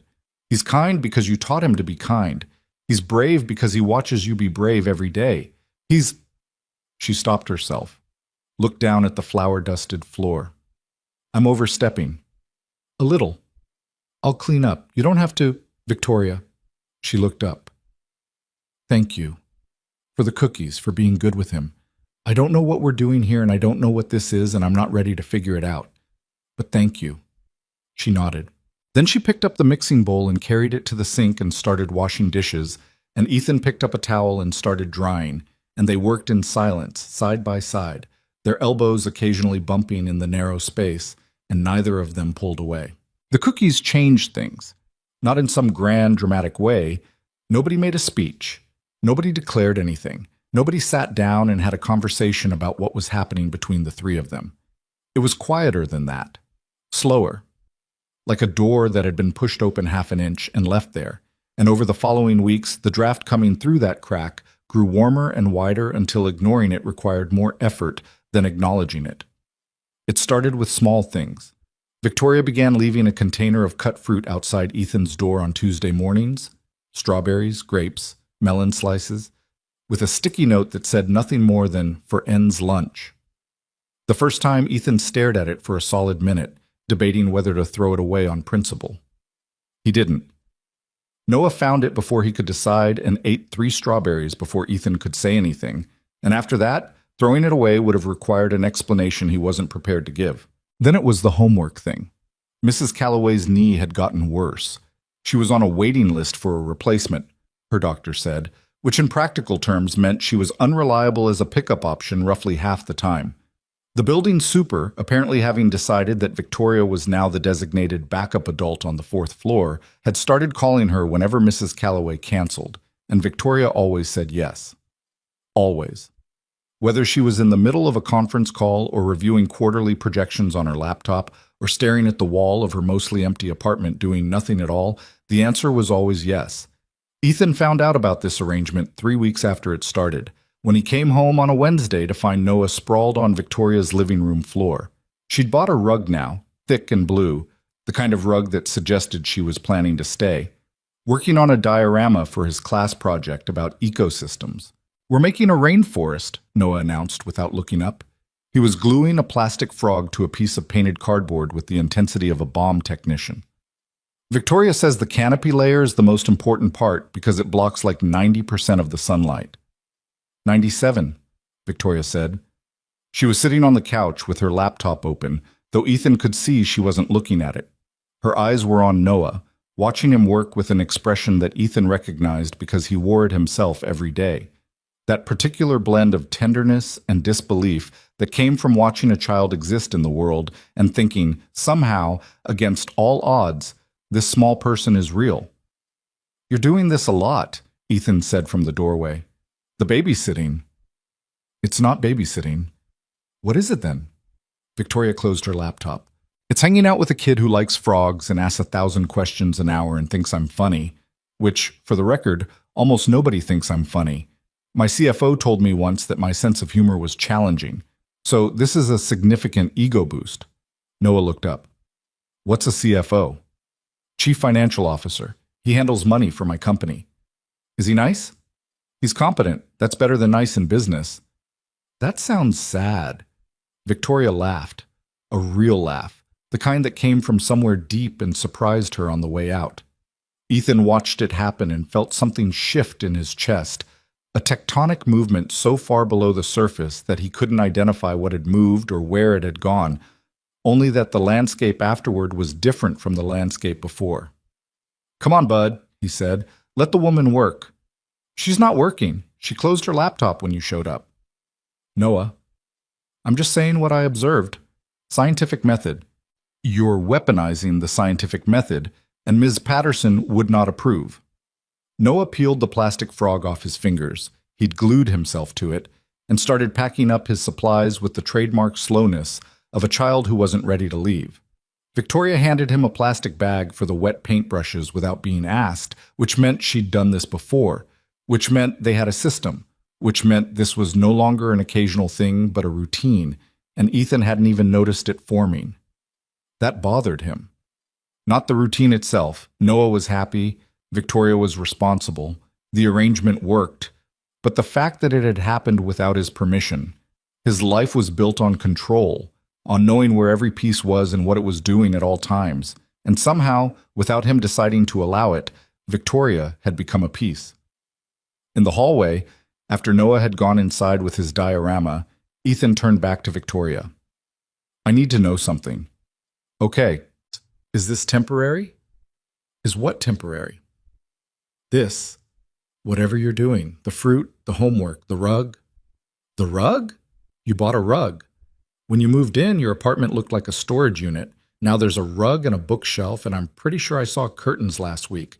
You're settling in, and if you're settling in, I need to know that you're not going to unsettle in 3 months when you get bored or your board calls or your life in the real world starts looking more appealing than this one." Victoria leaned against her doorframe, mirroring his posture. They stood there opposite sides of the hallway, like two people on either bank of a very narrow river. "My life in the real world," she repeated. "You think this isn't my real world?" "I think you're a CEO who lives in a building where the elevator breaks every other week. I think you drove a car to get here that costs more than most people's houses. I think you're used to a certain kind of life, and this..." He gestured at the hallway, the water-stained ceiling, the buzzing light. "This is not that life. No, it's not. That life made me miserable, Ethan. It was beautiful and expensive and completely empty. I had a penthouse with a view of the skyline, and I used to sit in the living room at night and count the windows in the other buildings because I had nothing else to do. I married a man I didn't love because he checked every box on a list that didn't matter. I ran a company that grew every quarter, and I felt less real every year. So no, this isn't that life. This is a hallway with bad lighting and a neighbor who makes lopsided cookies with his son and a 7-year-old who thinks I'm funny, and for the first time in 10 years I feel like an actual person. Ethan didn't say anything for a long time. The hallway hummed around them. A pipe clanked somewhere in the wall. Victoria's eyes were steady on his, not challenging, not pleading, just present. Open in a way that made him uncomfortable because openness required a response, and he wasn't sure what his was. "If you hurt him," he said finally, "if you let him get attached and then you leave, I don't care about me. I'm an adult, I can handle it. But if you do that to my son, there is nothing in this world that will fix what I will feel about you." "I understand." "I don't think you do. He's already talking about you at school. He told his teacher you're a scientist because you know about the water cycle. He drew a picture of his family last week for art class. Do you want to know who was in it?" Victoria's expression changed. Something broke through the composure. Not tears, not this time, but something raw. She pressed her lips together and waited. "3 people," Ethan said. "Him, me, and a tall woman with dark hair." His teacher asked who the woman was. He said, "My friend Victoria, who lives across the hall." Not a neighbor, not a babysitter, a friend. "He put you in his family picture, Victoria. Do you understand what that means for a kid who has never had a mother?" She couldn't speak. He could see her trying. Her mouth opened, closed, opened again, but nothing came out. She pressed her back harder against the doorframe and looked at the ceiling, and her jaw worked silently, and her hands gripped her elbows, and she held herself together through what appeared to be sheer force of will. "I won't leave," she said finally, and her voice was thick and rough and stripped of every layer of polish she usually wore. "I know you don't believe me. I know I haven't earned the right to say that, but I won't leave." "Don't make promises I'm not making a promise. I'm telling you a fact. I lost 1 child already, Ethan. I am not going to lose another one." The sentence hung between them like a live wire.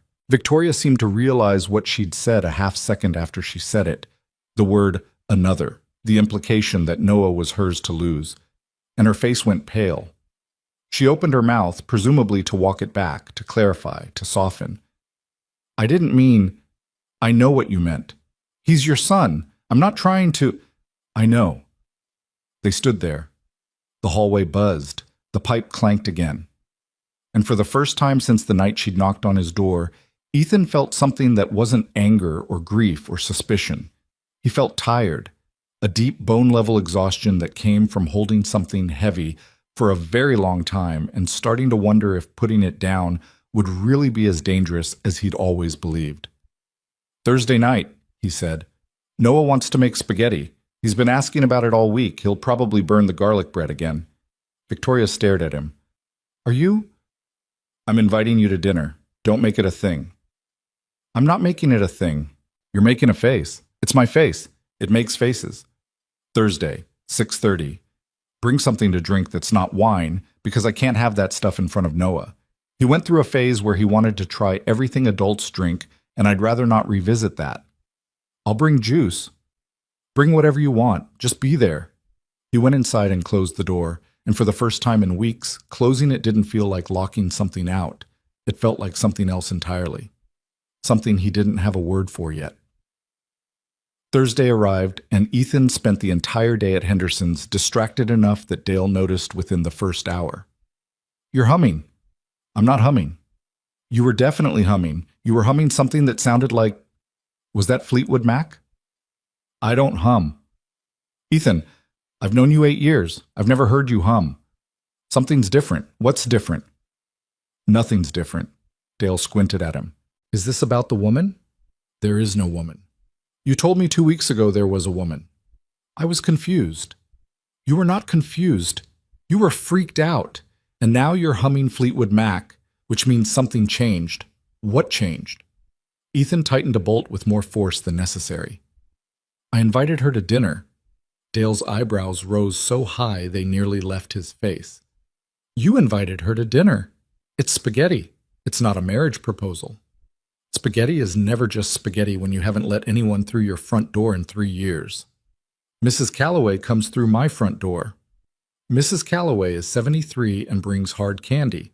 That's not what I'm talking about, and you know it.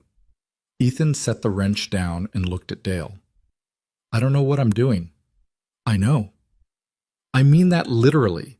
I have no idea what I'm doing. She's the woman who disappeared on me 10 years ago. She's the reason I don't trust people. She's the reason I built my entire life around making sure nobody could ever leave me again. And I invited her to eat spaghetti with my kid. Yes, you did. That's insane. Probably. You're not helping. Dale leaned against the workbench and folded his arms. You know what I think? I think you've been in survival mode so long you forgot there's another mode. You eat, you sleep, you work. You take care of Noah, you repeat. That's survival. It keeps you alive, but it doesn't make you alive. There's a difference. Dale, I'm not saying trust her. Trust is earned, not given. I'm saying let the door stay open long enough to find out if it's worth earning. If it's not, you close it, but at least you'll know. Ethan picked up the wrench again. Since when are you a philosopher? Since my second wife left me for a yoga instructor and I had to figure out what the hell I did wrong.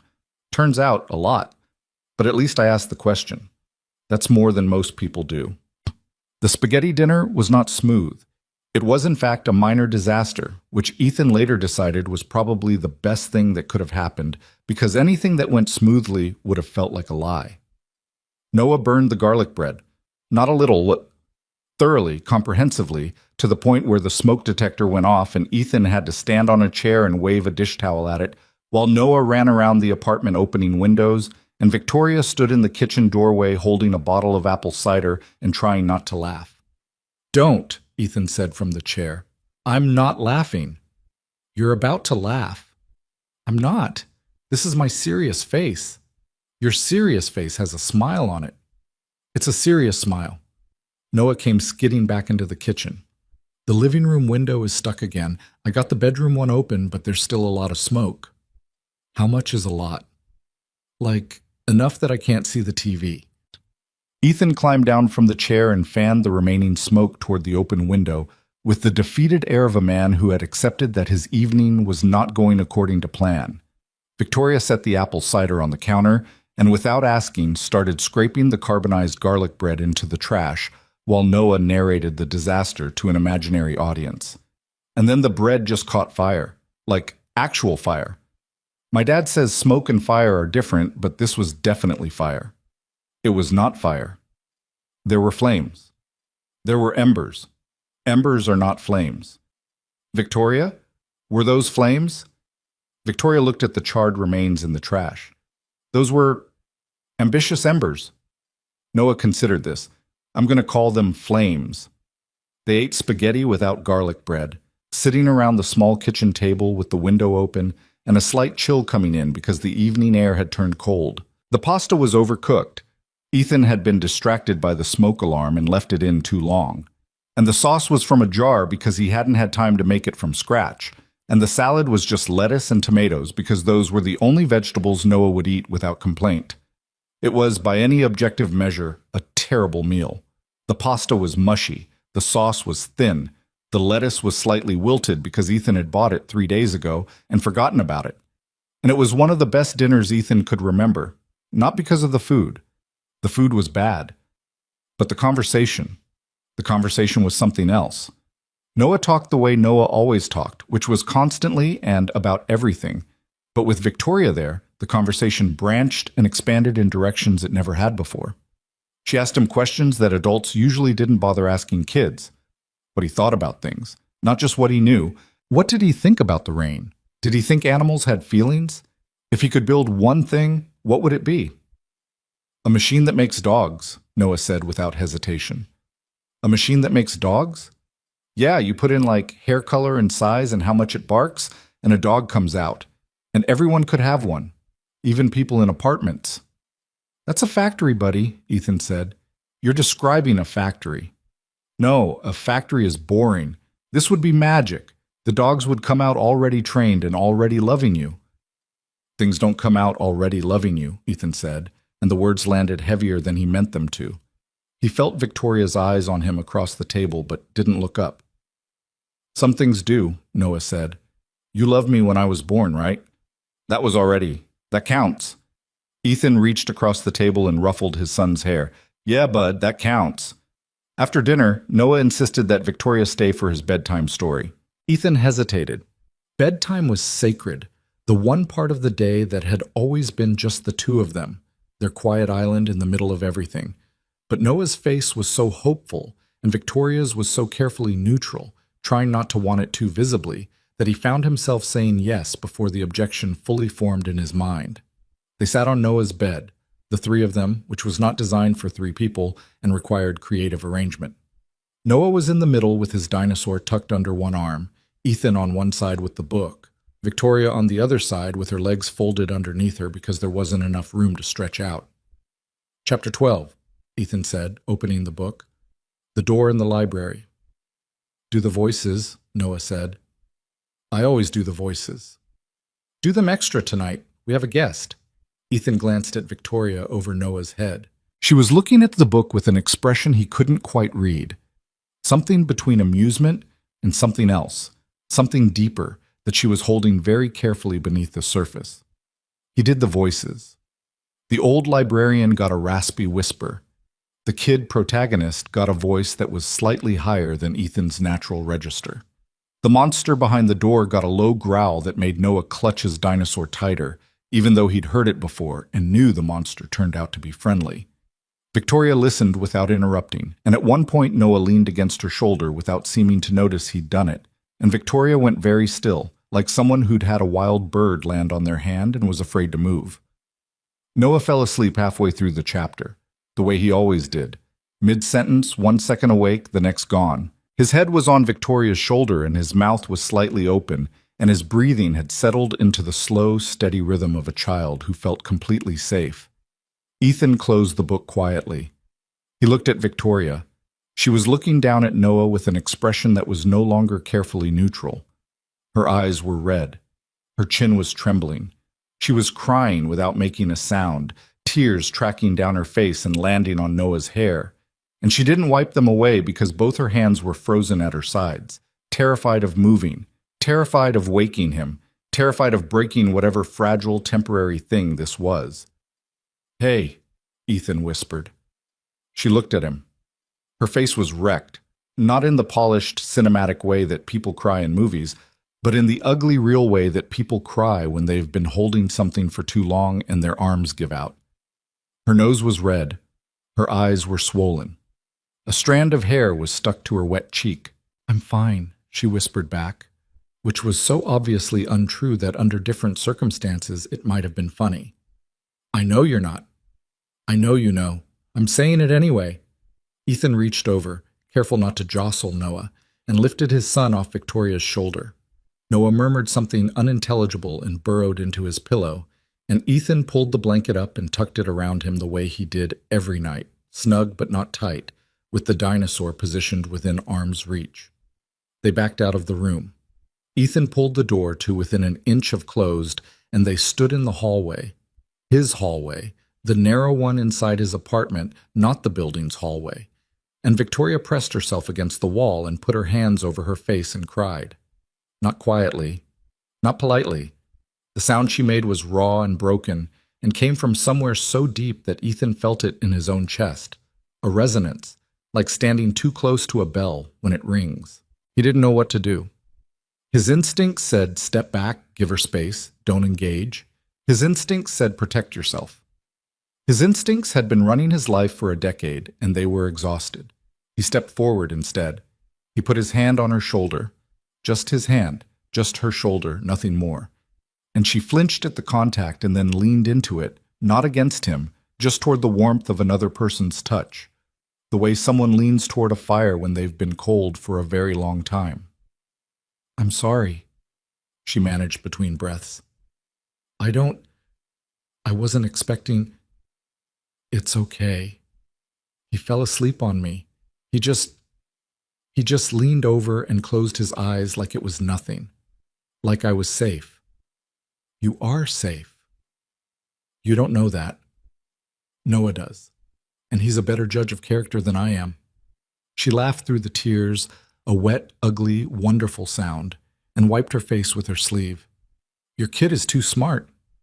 Tell me about it. He's going to ruin me financially when he gets to college.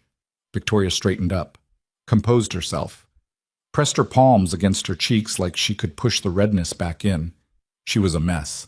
Mascara smudged, eyes puffy, nose running, and she looked more human than she had at any point since she'd appeared at his door asking about a television.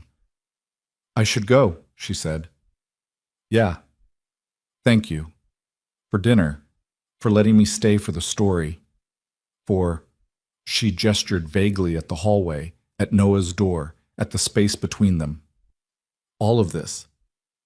It was overcooked pasta and burnt garlic bread.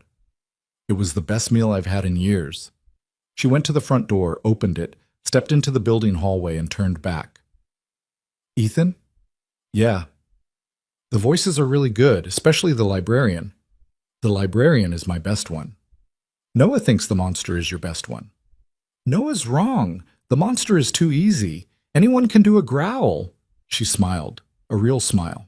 The kind with the crinkly eyes that Noah had said she didn't have. Good night, Ethan. Good night. He closed the door, locked it, stood there with his hand on the knob and his forehead against the wood, and breathed. The weeks that followed were complicated in a way that Ethan didn't have vocabulary for. Not good complicated or bad complicated, just complicated, the way actual life is complicated, without clean categories or clear resolutions. Victoria was in their lives now. Not as a girlfriend, not as a partner, not as anything with a label. She was the woman across the hall who helped with homework and knew how to explain fractions and cried when his son fell asleep on her shoulder. She was the woman who left a decade ago and came back and was trying, visibly and imperfectly, to be someone worth trusting again. Ethan didn't trust her, not fully. Trust was a structure and his had been demolished, and rebuilding it required more than good intentions and apple slices. But he noticed things. He noticed that she never canceled on Noah. Not once.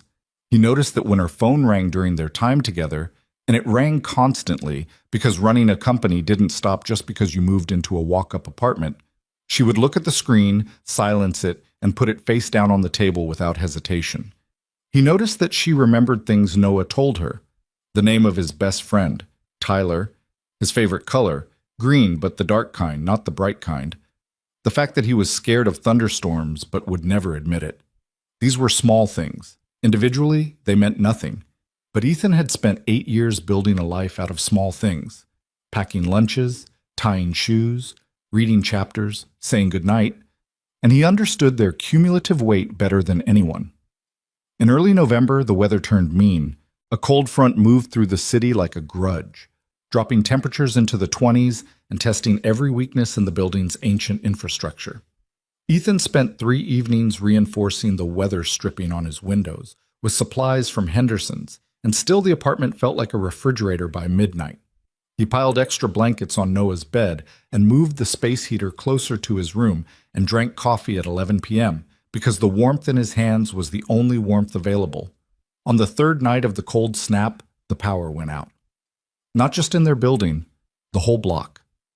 A transformer blew somewhere on Maple Street, and in the span of 2 seconds, every light, every heater, every appliance in a 4-building radius went dark and silent. Ethan was in the kitchen when it happened, and the sudden absence of sound, no refrigerator hum, no space heater whir, no distant television from the apartment below, was so complete that for a moment he thought something had happened to his hearing. Dad? Noah's voice came from the living room, small and tight. I'm here, bud. Power's out. Hold on. He found the flashlight in the junk drawer. Third attempt, after pulling out a screwdriver and a roll of tape, and made his way to the living room where Noah was standing in the dark with his dinosaur pressed against his chest and his eyes wide. Is it a blackout? Yeah, whole block, looks like. How long? Don't know. Could be a few hours. Could be longer. Noah pressed closer to Ethan's side. He wouldn't say he was scared. He never said he was scared. That was a point of pride. But his hand found Ethan's sleeve and held on, and that said everything his mouth wouldn't. A knock on the door. Ethan aimed the flashlight at it and opened up. Victoria was standing in the hallway with a candle in each hand and a blanket over her shoulders, looking like a Victorian ghost. Power's out, she said. I noticed. I have candles. A lot of candles. I bought them when I moved in because the electrical wiring in this building looks like it was installed by someone who hated safety codes. That's probably accurate. Do you want some light? Noah appeared at Ethan's elbow. Yes. Come in. Bring the candles. Ethan looked down at his son, then at Victoria, then back at his son. The negotiation happened in silence. Noah's face said, please, and Ethan's face said, I'm thinking about it, and Noah's face said, please again, harder. And Ethan stepped aside. They set up candles on the kitchen counter, the coffee table, and the bookshelf by the window. Victoria had brought 6 of them, all different sizes, all slightly used, which gave the apartment a flickering, uneven light that made the shadows jump and dance on the walls. It was warmer than the overhead bulbs somehow, softer. The apartment looked different by candlelight, less tired, less worn. The water stains on the ceiling disappeared. The scuffed floors became amber. Even the volcano science project on the table looked romantic. This is cool, and Noah said, and he was right. It was cool. The 3 of them sitting on the living room floor with blankets and candles while the city went dark around them, cut off from screens and schedules and the constant low-grade noise of modern life. There was nothing to do except be there with each other, and for a family that had been assembled by accident and proximity and stubbornness, that turned out to be enough. Let's play a game, Noah said. Victoria, what's the worst food you've ever eaten? Raw oyster, at a business dinner in Tokyo. I had to swallow it whole because the client was watching. That's disgusting. It was. I smiled the entire time. Dad, your turn. Your Aunt Linda's fruitcake. Christmas, 2019. I remember that. You said it tasted like a candle. It did taste like a candle. I think she used actual wax. Noah giggled. The sound bounced off the candlelit walls and filled the apartment like something warm and golden. Okay. Worst thing that ever happened to you at school? Victoria? I threw up during a spelling bee in 4th grade. On stage. In front of the entire school. The word was rhinoceros. Can you spell it now? RHINOCEROS. You practiced. For 26 years. Noah collapsed backward onto the floor laughing, his dinosaur flying out of his arms, and the sound of him, free and unguarded and completely happy, was the most beautiful thing Ethan had heard in months. He caught Victoria's eye across the candlelight, and she was smiling, really smiling, the crinkly kind. And her eyes were bright, and her guard was down, and for 1 second, just one, Ethan let himself feel what he'd been refusing to feel since the night she knocked on his door. He was falling, not fast, not dramatically, not like jumping off a cliff, more like settling, like sinking into something warm and terrifying and inevitable. The feeling lasted about 3 seconds before he shut it down. Old habits, strong walls, the machinery of self-preservation engaging automatically, the way it had engaged every time he'd felt something real since the last time feeling something real had destroyed him. But 3 seconds was longer than before, and he noticed that.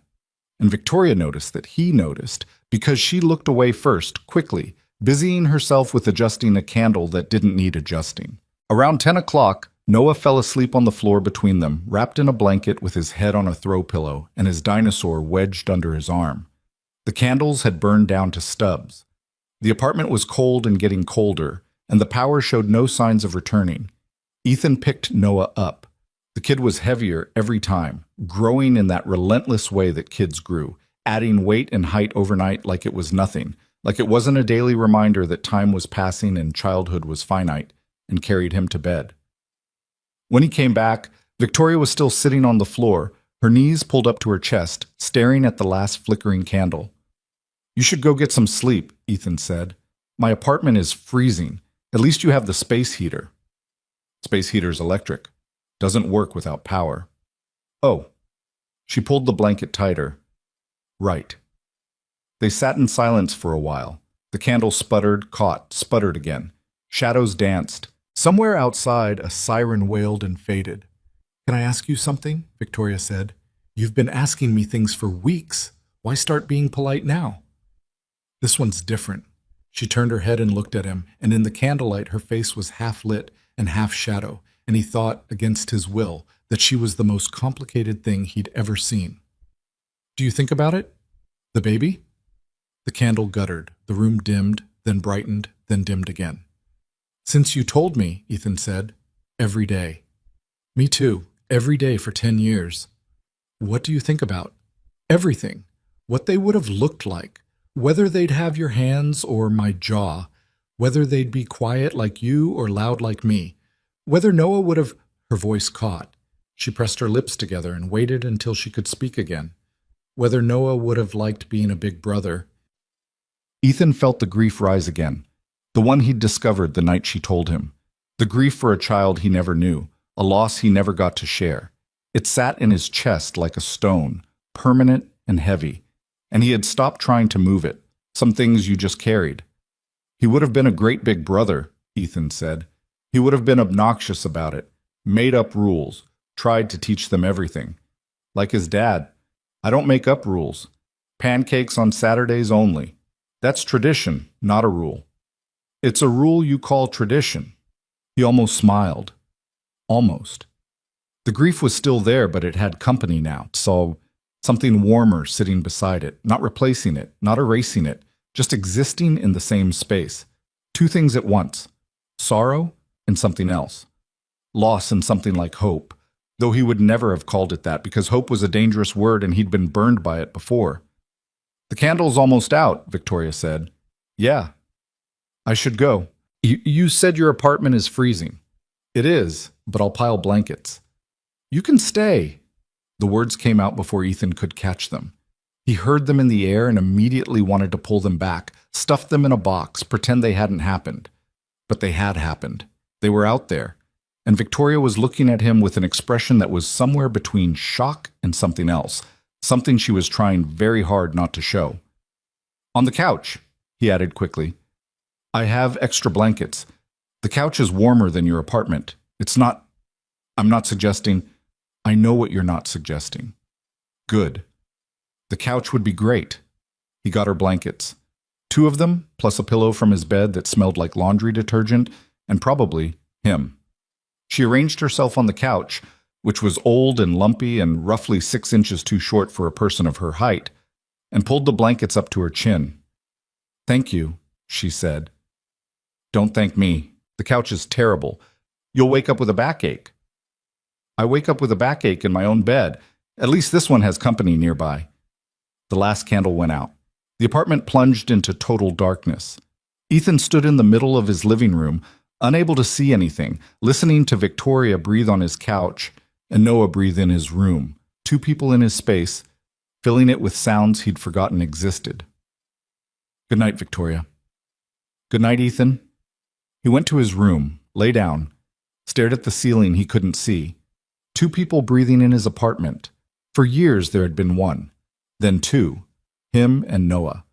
And now, temporarily, imperfectly, terrifyingly, 3. He closed his eyes and listened to the unfamiliar symphony of a home with more people in it than he was used to, and somewhere between one breath and the next, for the first time in longer than he could remember, Ethan Brooks fell asleep without trying. The power came back at 4:12 in the morning. Ethan knew the exact time because the sudden return of electricity, the refrigerator jolting back to life, the space heater clicking on, the microwave clock flashing 12 o'clock in aggressive green, pulled him out of the deepest sleep he'd had in months. He lay there in the dark that wasn't dark anymore, listening to the building hum back into existence around him, and for a disoriented moment he forgot that someone was sleeping on his couch. Then he remembered. He got up quietly, walked to the living room doorway, and looked. Victoria was curled on her side with both blankets pulled up to her ears and one foot sticking out at the end because the couch was too short. Her shoes were lined up neatly on the floor beside her. Her phone was face down on the coffee table. In sleep, her face had lost the careful architecture she maintained during waking hours. The controlled expressions, the measured reactions, the constant low-level effort of being a person who was used to being watched. She looked younger, unfinished, like a rough draft of the woman she presented to the world. Ethan pulled the blanket over her exposed foot and went back to bed. When he woke again at 5:47, his alarm, always 5:47, the couch was empty. The blankets were folded, the pillow was fluffed and placed on top. There was a note on the kitchen counter written on the back of a grocery receipt in handwriting that was precise and slightly slanted. Thank you for the terrible couch. My back is destroyed. Worth it. V. He stared at the note for longer than a reasonable person would stare at 7 words on a receipt, then folded it and put it in the junk drawer, which was where he kept everything he didn't know what to do with. The weeks between Thanksgiving and Christmas were strange. Not bad strange. More like unfamiliar strange, the way a house sounds different when you rearrange the furniture. Same rooms, same walls, but the echoes land in new places. Victoria had become a fixture in their lives, though fixture implied something permanent, and Ethan still wasn't ready to think in those terms. She was more like a recurring guest who kept extending her stay, each extension feeling slightly more natural than the last. She showed up for things. That was the part that kept catching Ethan off guard. Not the big things. Anyone could show up for the big things, the planned dinners, the weekend afternoons, but the small, forgettable, barely worth mentioning things that made up the actual substance of daily life. She was there on the Tuesday morning when Noah's zipper broke on his winter coat, and Ethan was running late for work, kneeling in the hallway with a safety pin and a level of patience that the situation did not deserve. She was there on the Thursday night when Ethan got home from Henderson's with a migraine so vicious he could barely see, wordlessly taking over Noah's homework session while Ethan lay on his bed with a cold washcloth over his eyes. She was there on the Saturday when Noah woke up with a fever and a cough that sounded like a barking seal, appearing at the door with children's Tylenol and a can of chicken soup and a look on her face that suggested she'd been up for hours already. "Where did you get children's Tylenol?" Ethan asked, taking the bottle. His hair was standing up on one side, and he was wearing a t-shirt with a hole in the collar, and he was too tired to care. "The pharmacy on Vine. They open at 6. "It's 7 in the morning. I heard him coughing through the wall at 5:30. Ethan looked at her. She was dressed, but barely. Sweatpants again, a pullover, no makeup, her hair in a knot on top of her head. She looked like a person who had gotten out of bed at 5:30 in the morning because she heard a child coughing through a wall, which was exactly what she was. "You didn't have to do that," he said. "I know I didn't have to." "Then why did you?" "Because he's sick and I was awake and the pharmacy is 3 blocks away." "Do you need a more complicated answer than that?" He didn't. That was the thing. The answer was simple, and the gesture was simple, and the only reason it felt complicated was because Ethan had spent so long living in a world where nobody showed up that the act of showing up itself felt extraordinary. Normal people had this. Normal families had someone who heard the cough through the wall and went to the pharmacy before dawn. Ethan had been both parents for so long that the idea of someone else stepping in, unprompted, unasked, just because they wanted to, made something inside him ache in a way he couldn't categorize. "Thank you," he said.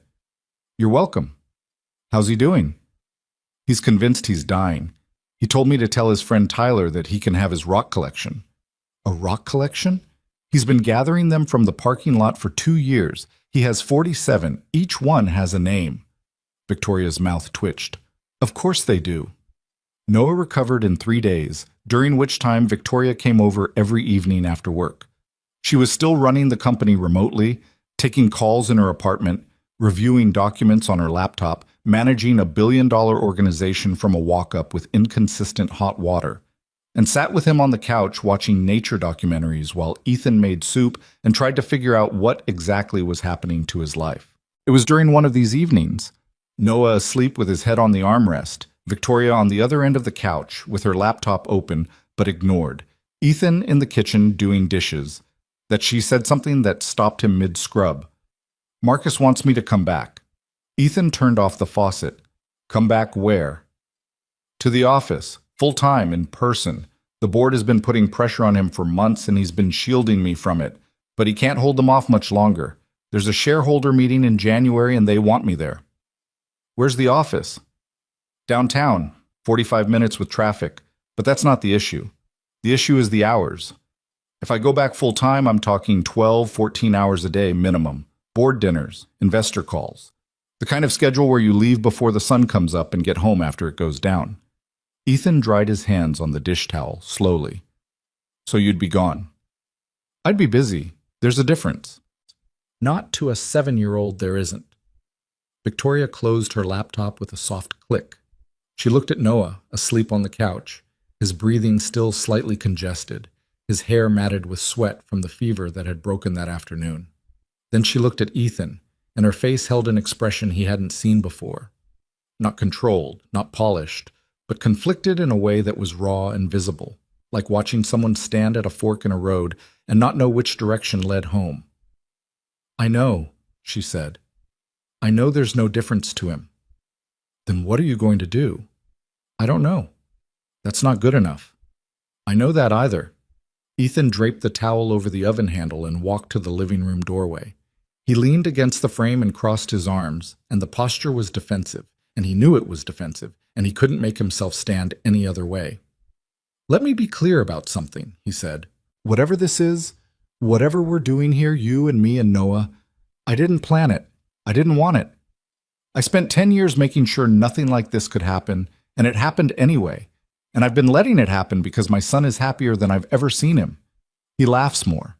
He talks more. He drew you into his family picture. He trusts you. And if you go back to that office and disappear into 14-hour days and board dinners and quarterly reports, he won't understand the difference between busy and gone. He'll just know you're not there." "Ethan, I'm not done. I can handle being left.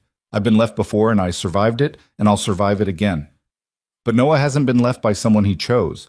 His mother didn't give him a choice. She just walked out.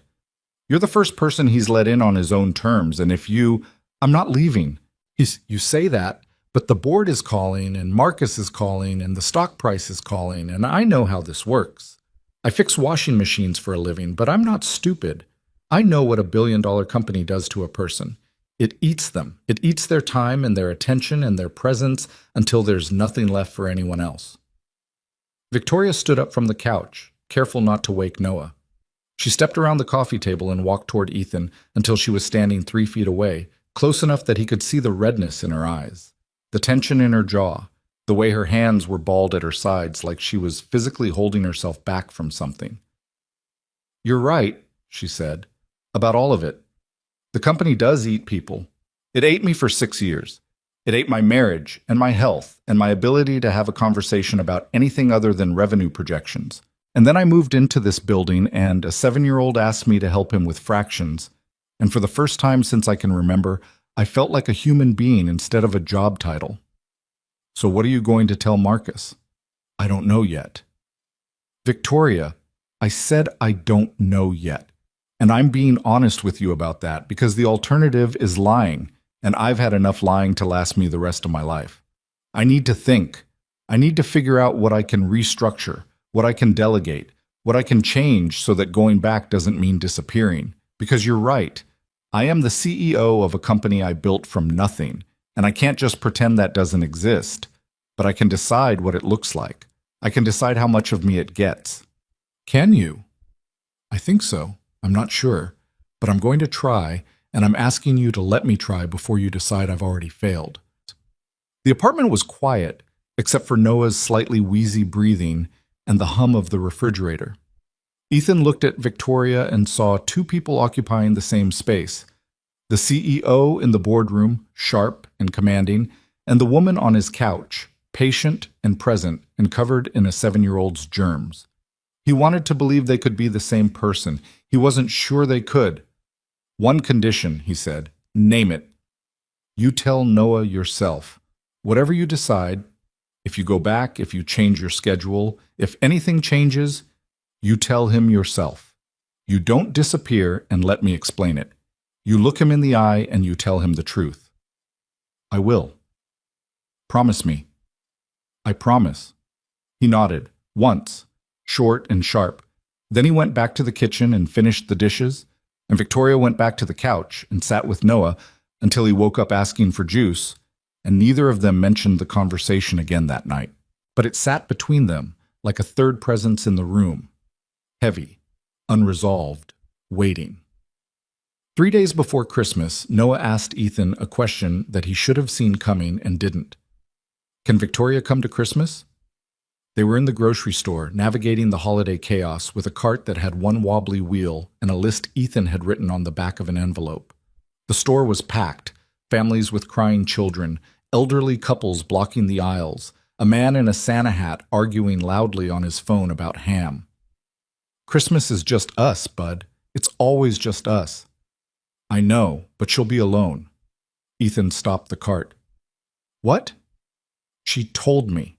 I asked her what she was doing for Christmas, and she said probably working. That means alone, Dad. Nobody works on Christmas unless they're alone. Some people like being alone. Nobody likes being alone on Christmas. That's like saying some people like having the flu. Ethan gripped the cart handle and looked at the ceiling, which was covered in tinsel that was hanging by a thread. A fluorescent light buzzed overhead. Somewhere in the store, a child was screaming about candy canes. I'll think about it, he said, which they both knew meant yes. Christmas morning arrived cold and gray, with a thin frost on the windows that made the apartment look like the inside of a snow globe. Noah was awake at 5:15. Ethan heard him trying to be quiet and failing, the way he failed every Christmas, his excitement producing a volume of sound that his whispered, "I'm being quiet, Dad," could not contain. They opened presents on the living room floor. The gifts were modest. Ethan's budget didn't allow for extravagance, and Noah had long ago learned to find joy in small things without being told to, which was either a sign of good parenting or a survival skill, or both. A new set of colored pencils, a book about marine biology, a pair of sneakers that Noah immediately tried on and wore around the apartment for 20 minutes, sliding on the kitchen tiles like a tiny ice skater. At noon, Victoria knocked. She was wearing a red sweater that was slightly too big for her and carrying a bag that clinked when she moved. I brought cider, she said, and something for Noah, if that's okay. Ethan hesitated. The gifting thing felt like a line, another step into territory that was comfortable for Noah and terrifying for Ethan. But Noah was already at the door, bouncing on his new sneakers, and saying no would require an explanation that Ethan wasn't prepared to deliver. Come in. The gift was a telescope, not an expensive one, a beginner's model, compact, the kind you could set up on a windowsill and point at the moon. It came in a box with a star chart and a small guidebook, and when Noah opened it, his face went through an expression that Ethan had never seen before. Not excitement, exactly. Something deeper, something closer to awe. This is for me? If your dad says it's okay. Noah looked at Ethan. His eyes were enormous. Dad? Ethan looked at the telescope, then at Victoria, then at Noah. The telescope was thoughtful, not flashy, not expensive, not trying too hard. It was the kind of gift someone gives when they've been paying attention, when they know that the kid they're buying for spends 20 minutes every night staring out the window at the sky and asking questions about stars that Ethan can't answer. Yeah, bud, it's okay. Noah launched himself at Victoria with the full-body impact of a 7-year-old who has forgotten that adults are breakable.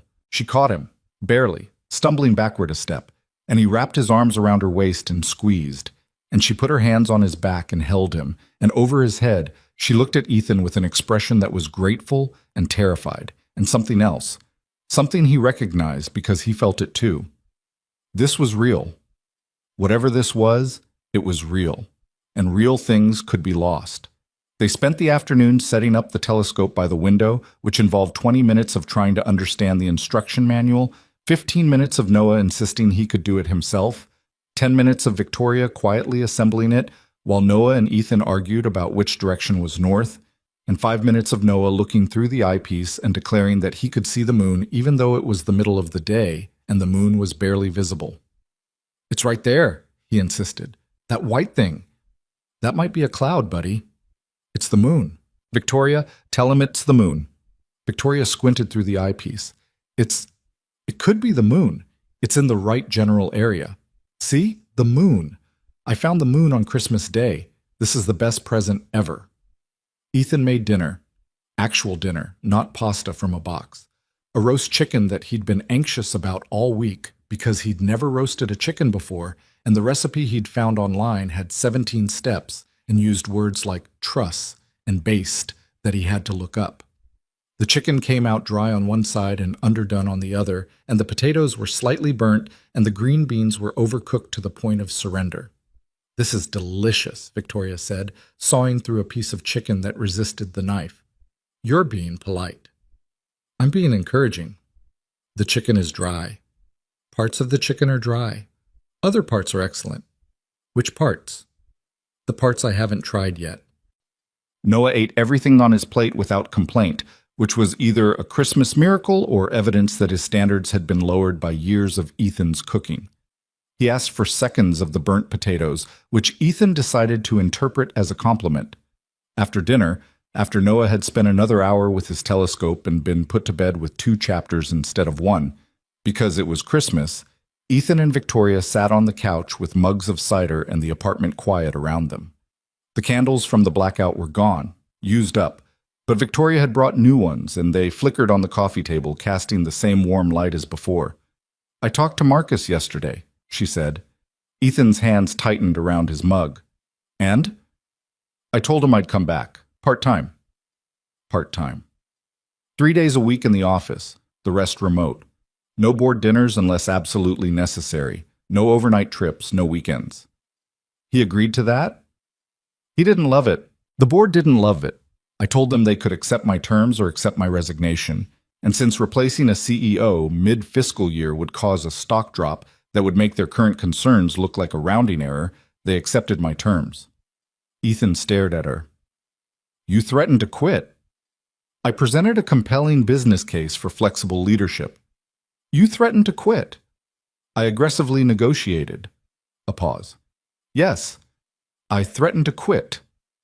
"For what?" Victoria set her mug down and turned to face him. The candlelight caught the compass necklace, and the little scratch on the glass flared bright for a second before going dim again. "You know for what?" "I want to hear you say it. For this. For Noah. For Tuesday mornings and burnt potatoes and a kid who thinks a cloud might be the moon. For the chance to be here, actually here, not performing being here between conference calls. For the thing I lost 10 years ago and somehow found again in a building with bad plumbing and a landlord who doesn't return calls. You left out the part about the heating. The heating is criminal. I'm going to report it to someone eventually." "Good luck. 3 tenants have tried." "They didn't have a legal team." Ethan almost laughed. Almost. Instead, he took a sip of cider and looked at the window, where Noah's telescope pointed toward a sky they couldn't see because the clouds had rolled in. The apartment was warm. The space heater was working for once, and the candles were steady, and the cider was sweet, and for one dangerous, reckless moment, Ethan let himself imagine this as permanent. Not a guest, not a recurring visit, but this: couch, cider, candles, the 2 of them sitting close enough that their shoulders almost touched, the sound of Noah breathing softly in the next room. "I need to tell you something," he said, "and I don't know how to say it, so I'm just going to say it badly." "Okay. I spent 10 years making sure nobody could get close enough to hurt me. It worked. Nobody hurt me. Nobody anythinged me. I just existed. I went to work, I came home, I raised my kid, I repeated the whole thing the next day. And it was fine, it was stable, it was safe. And I told myself that safe was enough. But it's not. No, it's not. And I hate that it's not, because safe was working. Safe kept us alive. Safe meant I never had to stand in an apartment at 2 a.m. wondering why someone left. Safe meant Noah never had to watch his father fall apart. And now? Now you're sitting on my couch, and my son bought you a Christmas card with his own allowance money, and you threatened to quit a billion-dollar company so you could be here 3 days a week, and I'm terrified." Victoria didn't say anything for a long moment. She picked up her mug, held it without drinking, put it back down. Then she reached over and took Ethan's hand. He flinched. Not because the contact was unwelcome, but because it had been so long since anyone had touched him like that, deliberately, gently, with intention, that his body didn't know how to process it. His first instinct was to pull away. His second instinct was to hold on. The 2 impulses collided somewhere in his wrist and left him frozen, his hand in hers, his heart hammering against his ribs like it was trying to escape. "I'm terrified too," she said. "I've run a company through a market crash and a hostile takeover attempt and a supply chain crisis that nearly bankrupted us. None of that scared me as much as this does." "That's not comforting." "It's not supposed to be comforting. It's supposed to be honest." Ethan looked at their hands. Hers was smaller than his, her fingers thinner, her nails short and unpolished. There was a callus on her middle finger from holding a pen and a faint ink stain on her thumb. These were not the hands of a CEO in a magazine. These were the hands of a woman who worked too hard and forgot to eat and heard a child coughing through a wall at 5:30 in the morning and went to the pharmacy before the sun came up. He didn't pull away. "I can't promise you it's going to be okay," he said. "I can't promise I won't panic or shut down or build a wall in the middle of a conversation because something you said reminded me of something from before. I'm not good at this. I was never good at this, even when we were kids. I'm too cautious and too stubborn, and I hold grudges longer than a reasonable person should." "I know." "And you still, but..." "Yes." "You didn't let me finish. You were going to ask if I still want this even though you're difficult. The answer is yes. You were difficult at 22 and I loved you anyway. You're difficult at 32 and I..." She stopped.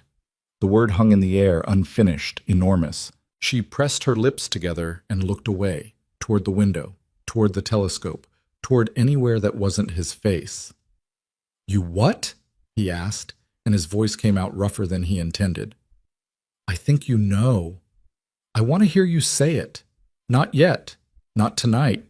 If I say it now, you'll think it's the cider or the candles or the holiday talking. And when I say it, I want you to know it's real." Ethan looked at her for a long time. Then he squeezed her hand. Once, brief, just enough pressure to communicate something that his mouth couldn't, and let go. "Okay," he said. "Not tonight." "Okay." They sat there for another hour, not touching, not talking much, watching the candles burn and listening to the building settle around them. At some point, Ethan realized that the silence between them had changed. For months it had been loaded, weighted with history and grievance and unanswered questions. Now it was just silence, the comfortable kind, the kind that exists between people who don't need to fill every second with sound to prove they're still connected. Victoria left at midnight. At the door she paused and turned back.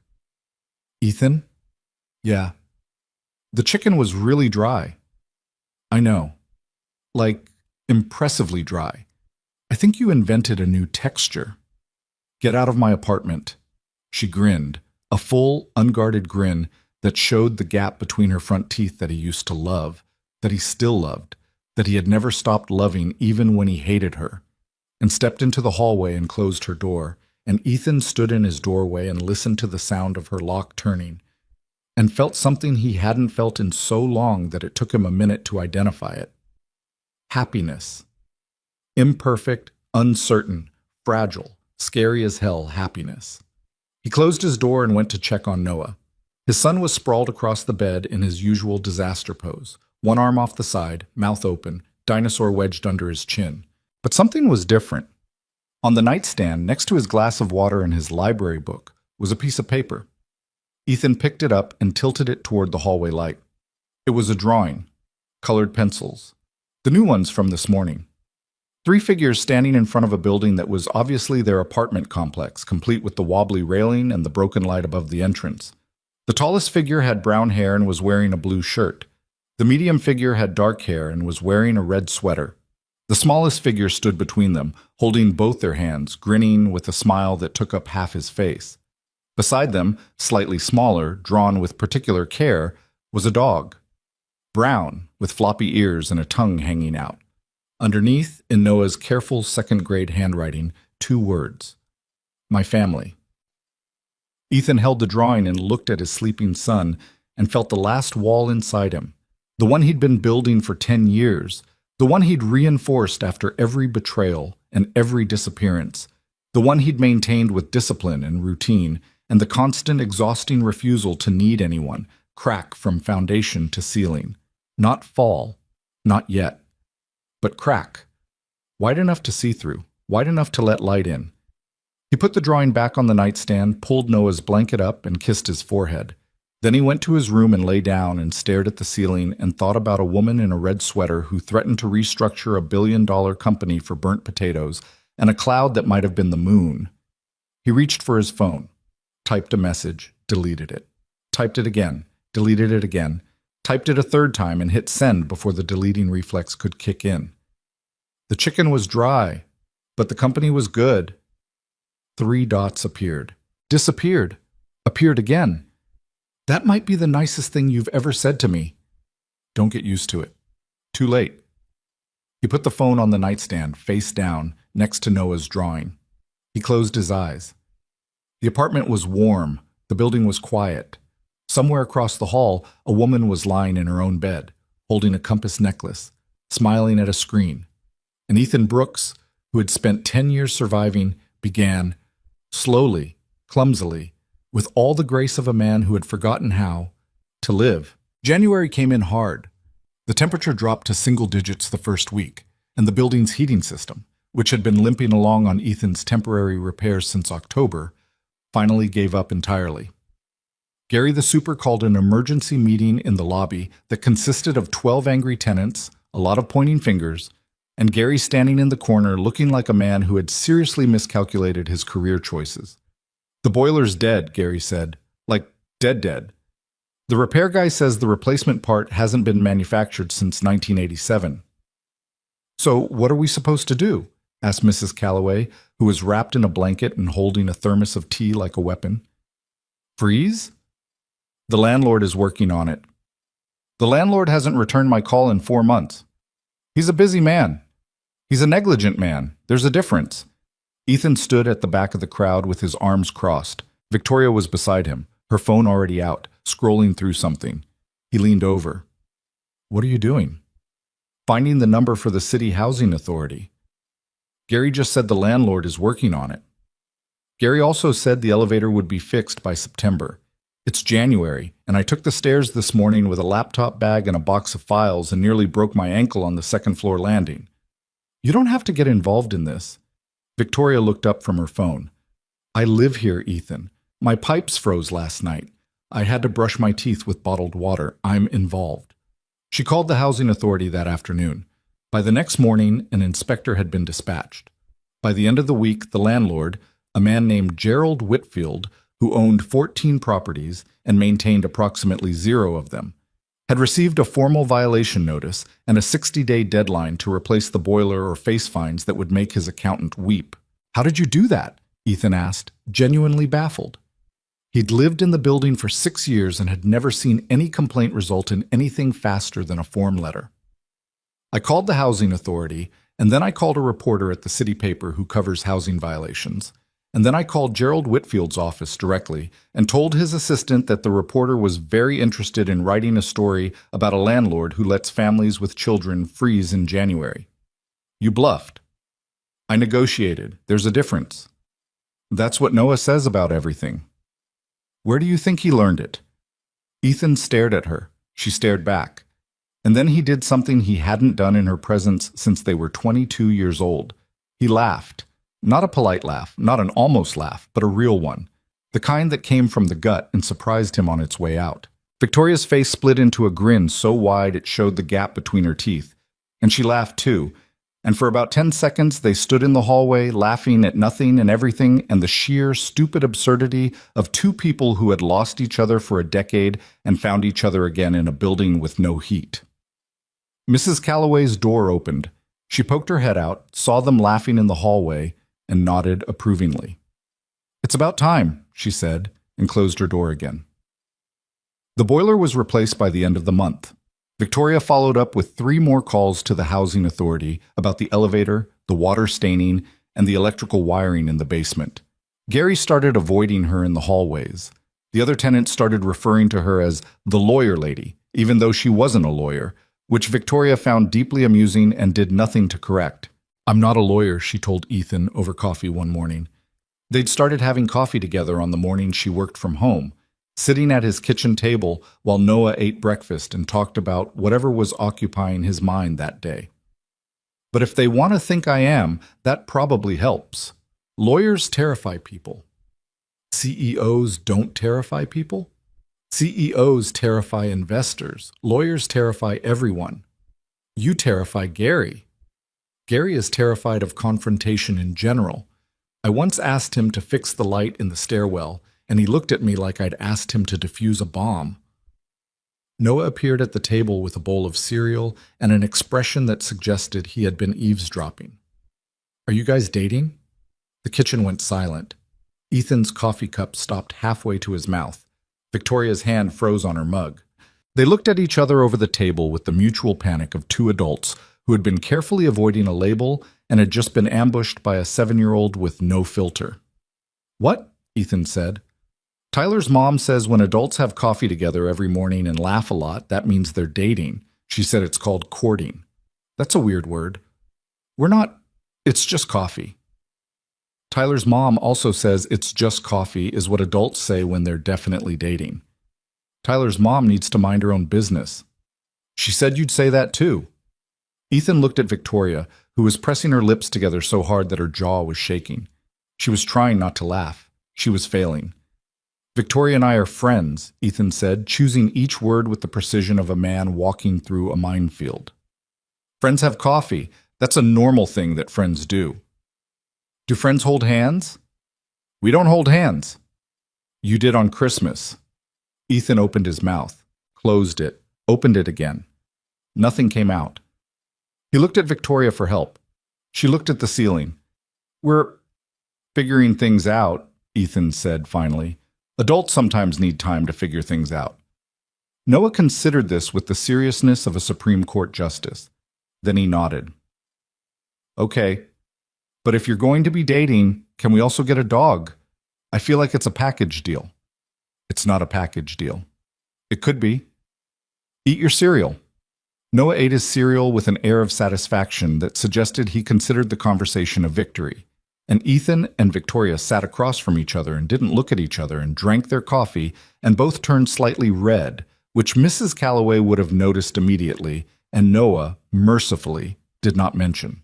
After Noah left for school, Victoria had started walking him some mornings, on the days she worked from home, which Ethan allowed because the alternative was arguing with both of them, and he was outnumbered. Ethan and Victoria stood in the kitchen with the empty cereal bowl between them and the question Noah had dropped into the room still hanging in the air like smoke. "So," Victoria said. "So, Tyler's mom has some theories. Tyler's mom is going to be the death of me. Are we going to talk about it? About Tyler's mom? About us?" Ethan turned to the sink and started washing the cereal bowl, even though it barely needed washing because he needed something to do with his hands. "What about us?" "Come on, Ethan. I'm washing a bowl. You're avoiding the conversation." "I'm multitasking." Victoria stepped closer. Not close enough to touch, but close enough that he could feel her presence beside him, the warmth of another person, the weight of her attention. "Your 7-year-old just asked if we're dating. That means he's thinking about it. That means it's real enough that a child can see it. So either we talk about what this is, or we keep pretending it's just coffee and wait for Noah to bring it up again at the worst possible moment, which he will, because he's your son, and your son has absolutely no sense of timing." Ethan turned off the faucet. He dried his hands. He leaned against the counter and looked at her. "I don't know how to do this," he said. "I know. I'm not saying that to be difficult. I'm saying it because it's true. I don't know how to be with someone. I've been alone so long that I've forgotten the mechanics of it. I don't know how to share space without panicking. I don't know how to trust someone with the parts of my life that matter without waiting for them to leave. I don't know how to be a person who lets another person in and doesn't spend every night lying awake wondering when they're going to walk out. I know all of that. Then you know why I can't just say, yes, we're dating, let's do this. Because doing this means risking everything I've built, not just for me, for Noah. And I can't." His voice cracked. He clenched his jaw and waited for it to pass. "I can't mess this up. He's the only thing I've ever done right." Victoria was quiet for a long moment. Then she pulled out a kitchen chair and sat down. Not dramatically, not urgently. She just sat, like someone settling in for a conversation that was going to take as long as it needed to take. "Then let's not call it dating," she said. "Let's not call it anything. Let's just keep doing what we're doing. Coffee, dinners, homework, bad chicken, walks to school. And let it be whatever it is without forcing a label on it. You don't have to decide anything right now. You don't have to commit to anything or declare anything or figure anything out. You just have to keep showing up. And I'll keep showing up. And eventually, maybe the showing up will be enough. That's your strategy? That's my strategy. It's very anti-corporate. No timeline, no deliverables, no KPIs. I'll send you a quarterly report if it makes you feel better." "It would, actually." She smiled. He almost smiled. And they left it there, undefined, unlabeled, unresolved in the way that real things always are. Because real things don't come with instruction manuals or clean endings or moments where the music swells and everything clicks into place. February arrived, and with it came a development that Ethan hadn't anticipated but probably should have. Victoria's company, Hale Industries, was featured in a national business magazine. The cover story was about female CEOs navigating corporate restructuring, and Victoria's face was on page 47, alongside a profile that described her as one of the most innovative minds in consumer technology. The article mentioned her divorce. It mentioned her decision to step back from full-time leadership. It did not mention where she was living or with whom, but the photographer had captured her walking into the company's downtown office in the same coat she wore in the hallway of their apartment building, and the juxtaposition. This woman, this building, this life she'd chosen over the one she left, suddenly felt very fragile. "People are going to find out where you live," Ethan said, sitting on her couch. She had more furniture now, a bookshelf, a lamp, framed photographs on the wall that he deliberately didn't look at too closely, reading the article on his phone while Victoria paced. "People already know where I live. My assistant knows. Marcus knows. My accountant knows. It's not a secret." It's not a secret, but it's also not a magazine article. There's a difference between people knowing and the world knowing. The world doesn't care where Victoria Hale lives. The business world does. Your investors do. The people who are counting on you to show up in a penthouse and look the part. They care. Victoria stopped pacing. "Is that what you're worried about? That I'm going to get embarrassed about living here?" "I'm worried about what happens when your two worlds collide.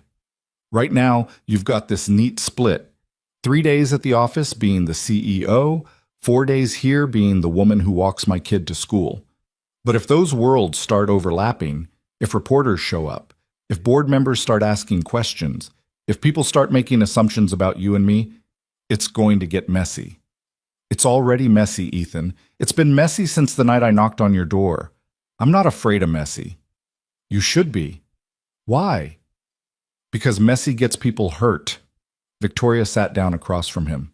She pulled her legs up underneath her and looked at him with the direct, unwavering focus that he imagined she used in boardrooms and investor meetings and any other situation where someone was trying to talk her out of something she'd already decided. "Let me tell you something about my life before this," she said. "My penthouse had a kitchen with a 6-burner stove and a sub-zero refrigerator and a marble island that sat 8 people. I never cooked a single meal in it, not one. I had a dining room with a table that cost more than your car. I ate at it maybe twice. I had closets full of clothes with tags still on them, a wine cellar I never opened, a balcony with a view that photographers wanted to shoot for design magazines. And I was the most miserable person I knew.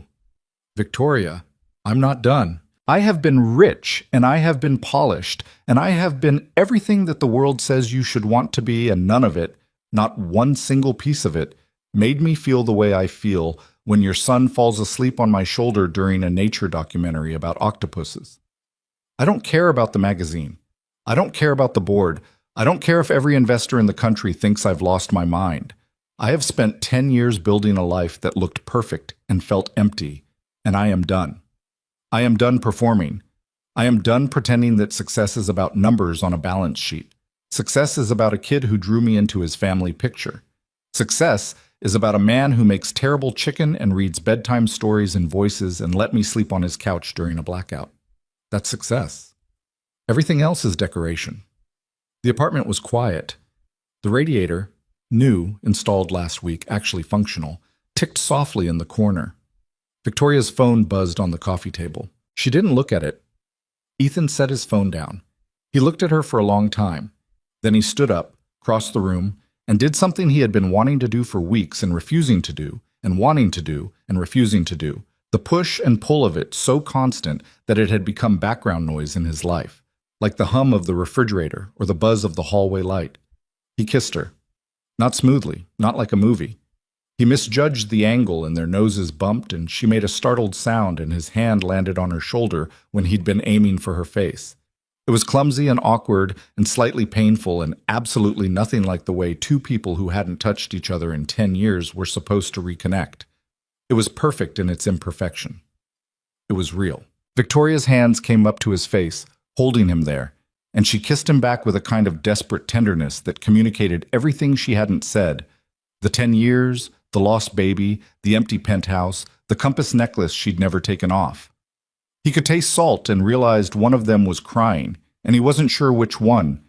And it didn't matter because they were the same tears, the same grief, the same decade of loneliness finally breaking open and spilling out.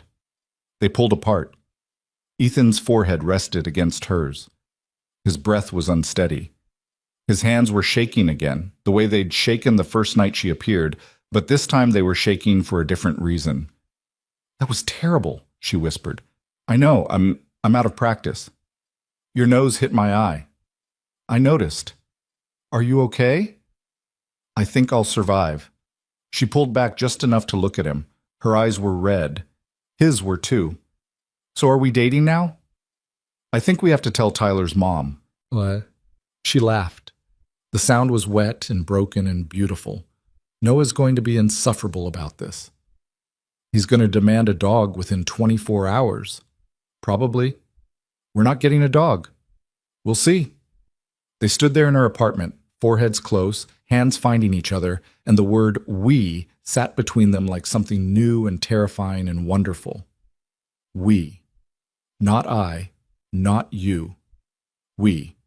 A two-letter word that changed everything.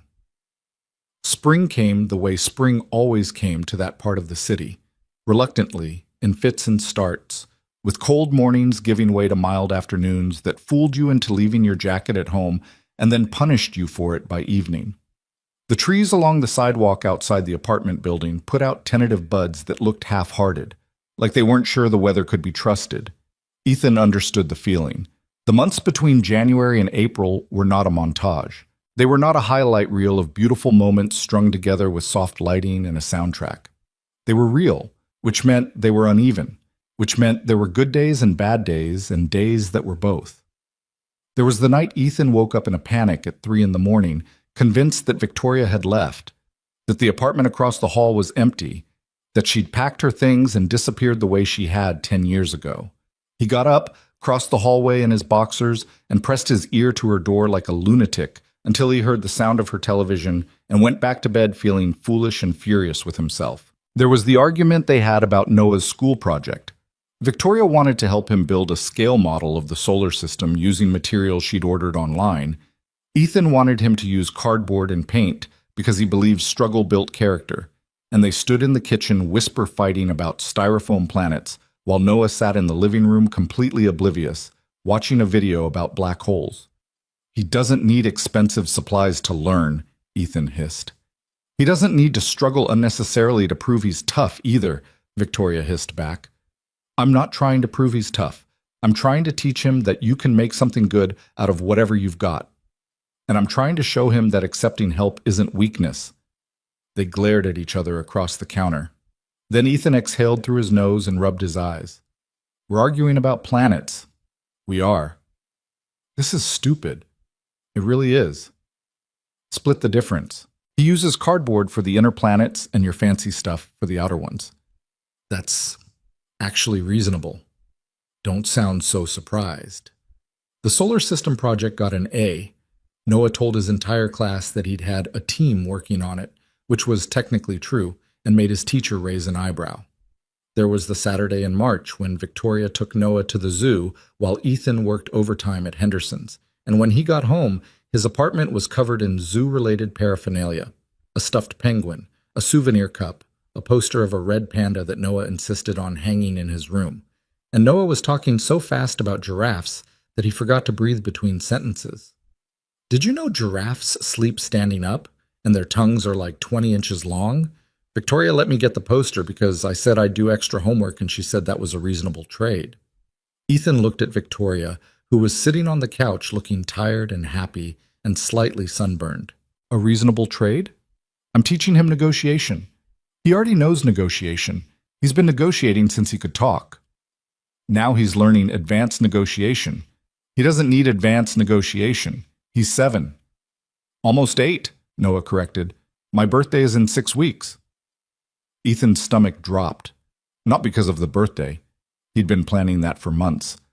But because of the almost 8. 7 had felt manageable. 7 was small. 8 was halfway to 16, which was practically an adult, which meant the time he had, the morning walks, the bedtime stories, the hand-holding that was already starting to fade, was running out faster than he wanted to count. "We should do something for his birthday," Victoria said later, after Noah was in bed. She was standing in the kitchen doorway, leaning against the frame the way Ethan always did, and the familiarity of the posture, his gesture on her body, made something turn over in his chest. "I usually do cake and a movie. Keep it small. What if we did something bigger this year?" Define bigger. A party. At the park. His friends from school, Tyler, a few others, balloons, cake that doesn't come from a box. "I always use box cake." "I know. I've had your box cake. It tastes like sweetened cardboard." "That's hurtful." "It's accurate. Let me make the cake. My grandmother's recipe. The same one we used for the cookies." Ethan considered this. A birthday party. With people. With Victoria. With a cake that wasn't from a box. It was the kind of thing other families did. The normal kind. The kind with 2 parents and a plan and a bakery cake and coordinated napkins. He'd never been that family. He'd been the dad who stuck a candle in a muffin and called it a celebration because that was all he could manage. "Okay," he said, "but I'm handling the balloons." "You can handle the balloons. And I'm still making my box cake too, as a backup." "It's not a backup if nobody eats it." "Somebody will eat it." "Nobody will eat it, Ethan. I'll eat it." "You'll eat it out of stubbornness, not enjoyment." Same result. Noah's 8th birthday fell on a Saturday in April. The party was at Kessler Park, 3 blocks from the apartment, on a patch of grass near the playground that Ethan had reserved by filling out a form at the city office and paying a $30 deposit that he would never get back because the form said non-refundable in letters so small he needed a magnifying glass. 11 kids showed up. Tyler brought a present wrapped in newspaper because his mom believed in recycling. Mrs. Calloway came with her knee brace and a folding chair and a bag of the hard candies that Noah was forbidden from chewing. Dale showed up with a card that contained a $20 bill and a note that said, "Buy something stupid. That's what money is for at your age." And Victoria was there. She arrived early to set up. She'd made the cake, chocolate, 3 layers, slightly lopsided on one side, because the oven in her apartment ran hot and she hadn't adjusted for it. She'd brought plates and cups and napkins that didn't match because she'd bought them from 2 different stores, and she'd blown up balloons until she was lightheaded and tied them to the fence posts with string that kept coming untied. It was not a perfect party. The cake listed to the left. Half the balloons escaped before the kids arrived. The pizza was late. One of the children, not Tyler, a different one, threw up in the bushes after spinning too fast on the tire swing. Noah got frosting in his hair and grass stains on his new pants, and a scrape on his elbow from falling off the monkey bars, and he declared it the greatest day of his life. Ethan stood at the edge of the park and watched. Victoria was in the middle of the chaos, helping kids line up for cake, wiping frosting off faces, laughing at something Tyler said that was probably inappropriate. Noah orbited around her like a planet around a sun, circling back every few minutes to show her something, or tell her something, or just stand near her for a second before zooming off again. Dale appeared at Ethan's side with a cup of lemonade. "She's good with him." "Yeah. She's good for you too." "Dale, I'm just saying what I see. You're standing straighter. You smiled 3 times today. I counted. That's a new record." I smile. "You don't smile. You do a thing with your mouth that's in the neighborhood of a smile but doesn't quite commit. Today, you committed 3 times. Ethan watched Victoria hand Noah a slice of cake and then reach down and wipe frosting off his chin with her thumb, a gesture so natural, so automatic, that she didn't even seem to notice she'd done it. But Ethan noticed. He noticed everything. He noticed the way she kept track of Noah in a crowd without appearing to watch him. He noticed the way she adjusted her pace when she walked with him so he didn't have to jog to keep up. He noticed the way she listened when he talked, not the polite half-attention listening that most adults gave children, but actual listening, The kind where you stop what you're doing and look the person in the eye and make them feel like what they're saying matters. These were things mothers did. He knew that. He'd watched enough other parents at school events and birthday parties and grocery stores to recognize the choreography. And seeing Victoria perform it, not perfectly, not like she'd been doing it for years, but with a sincerity that couldn't be faked, made something settle inside him. Not a decision, not a declaration, just a settling, like a foundation being laid, like the first pour of concrete into a trench that would hold something up. After the party, after the kids had been collected by their parents and the mess had been cleaned up, and the remaining balloons had been set free into the sky by Noah, who said they deserved their freedom, the three of them walked home through the late afternoon light. Noah was between them, holding Ethan's hand on one side and Victoria's on the other, swinging their arms with the aggressive enthusiasm of a child who had consumed 3 pieces of cake and was approaching a sugar crash of historic proportions. "This was the best birthday ever," Noah said. "Better than last year?" Ethan asked. "Last year we ate muffins and watched a movie about robots." "That was a great movie about robots." "It was fine. This was better. This had people." People. Ethan thought about that word for the rest of the walk home. People. Not presents or cake or balloons. People. His son's measure of a good birthday was the presence of other human beings, which meant that for the previous 7 birthdays, the ones with muffins and movies and just the 2 of them, Noah had been keeping score, and the score had been lower than Ethan realized. That stung. Not badly, not like a wound, but like a bruise you discover hours after bumping into something. A dull ache that reminds you of a collision you didn't register at the time. That evening, after Noah had crashed from his sugar high and fallen asleep on the couch fully dressed with frosting still in his hair, Ethan carried him to bed and stood in the doorway of his room and looked at the wall.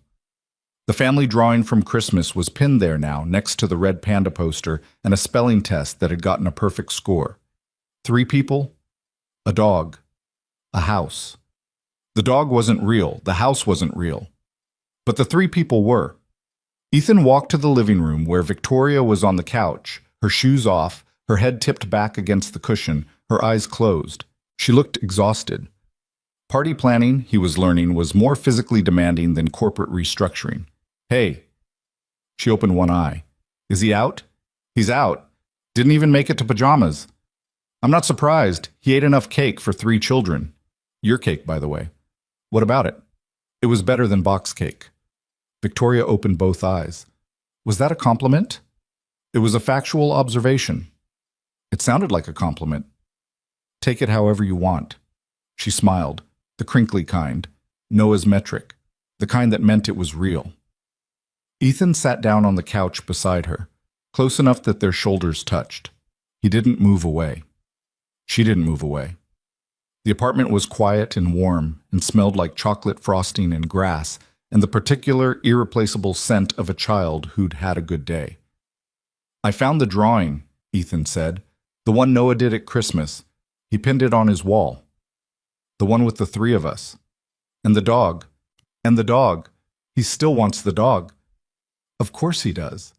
Ethan turned his head and looked at her. She turned her head and looked at him. Their faces were very close. He could see the compass necklace at her throat, the scratch on the glass catching the lamplight. He could see the lines at the corners of her eyes that hadn't been there when she was 20. He could see the tiny scar on her chin from a bike accident she'd told him about years ago in a studio apartment that no longer existed. "I want to try," he said. "Try what?" "This. Us. Whatever this is. I want to stop calling it coffee and dinners and whatever we're doing and actually try. I don't know if it'll work. I don't know if I'm capable of being the kind of person who doesn't panic at 3 in the morning because he thinks you've left. I don't know if I'll ever fully trust that you won't disappear again. But I know that my kid drew a picture of his family and you're in it. And I know that every morning I look forward to coffee with you more than anything else in my day. And I know that the night you slept on my couch was the first time I fell asleep without trying in years. So I want to try. If you do." Victoria reached up and touched his face. Her hand was warm. Her fingers shook slightly, a tremor so small that most people wouldn't have noticed it, but Ethan noticed everything about her now. Every hesitation, every tremor, every micro-expression that crossed her face in the space between one breath and the next. I've been trying since the night I knocked on your door, she said. I just didn't know it yet. He leaned forward and kissed her, and this time he didn't misjudge the angle. It wasn't perfect. Her lip caught on his teeth, and his hand got tangled in her hair, but it was real and present and deliberate, and that was enough. More than enough. It was everything. When they pulled apart, she was smiling and crying at the same time, which was a combination he was getting used to, and he realized that he was too, which was new. So, she said, are we dating now? I think Tyler's mom would say yes. Should we tell Noah? He's going to ask about the dog. Probably. We're not getting a dog. Not yet. Not yet implies eventually. Eventually implies possibility. You're negotiating again. I'm always negotiating. That's what I do. Ethan pulled her close. She leaned into him, her head against his shoulder, her hand on his chest. The compass necklace pressed between them. The one he'd bought 12 years ago at a shop on Franklin Street, the one with the scratch on the glass, the one she'd kept through a decade and a marriage and a divorce and a loss that neither of them would ever fully recover from. It pointed north or south or wherever compasses pointed when they were pressed between two people who had taken the longest possible route back to each other. The apartment was quiet. The building hummed around them, pipes and radiators, and the new boiler that worked because Victoria had scared a negligent landlord into compliance. Somewhere down the hall, Mrs. Calloway was watching her evening shows. Somewhere below, Gary was probably hiding from a maintenance request. Somewhere above, a neighbor was playing music too loud. And somewhere outside, the city moved and breathed and didn't care at all about two people on a couch in a walk-up apartment who had wasted 10 years being afraid of the only thing worth being afraid of.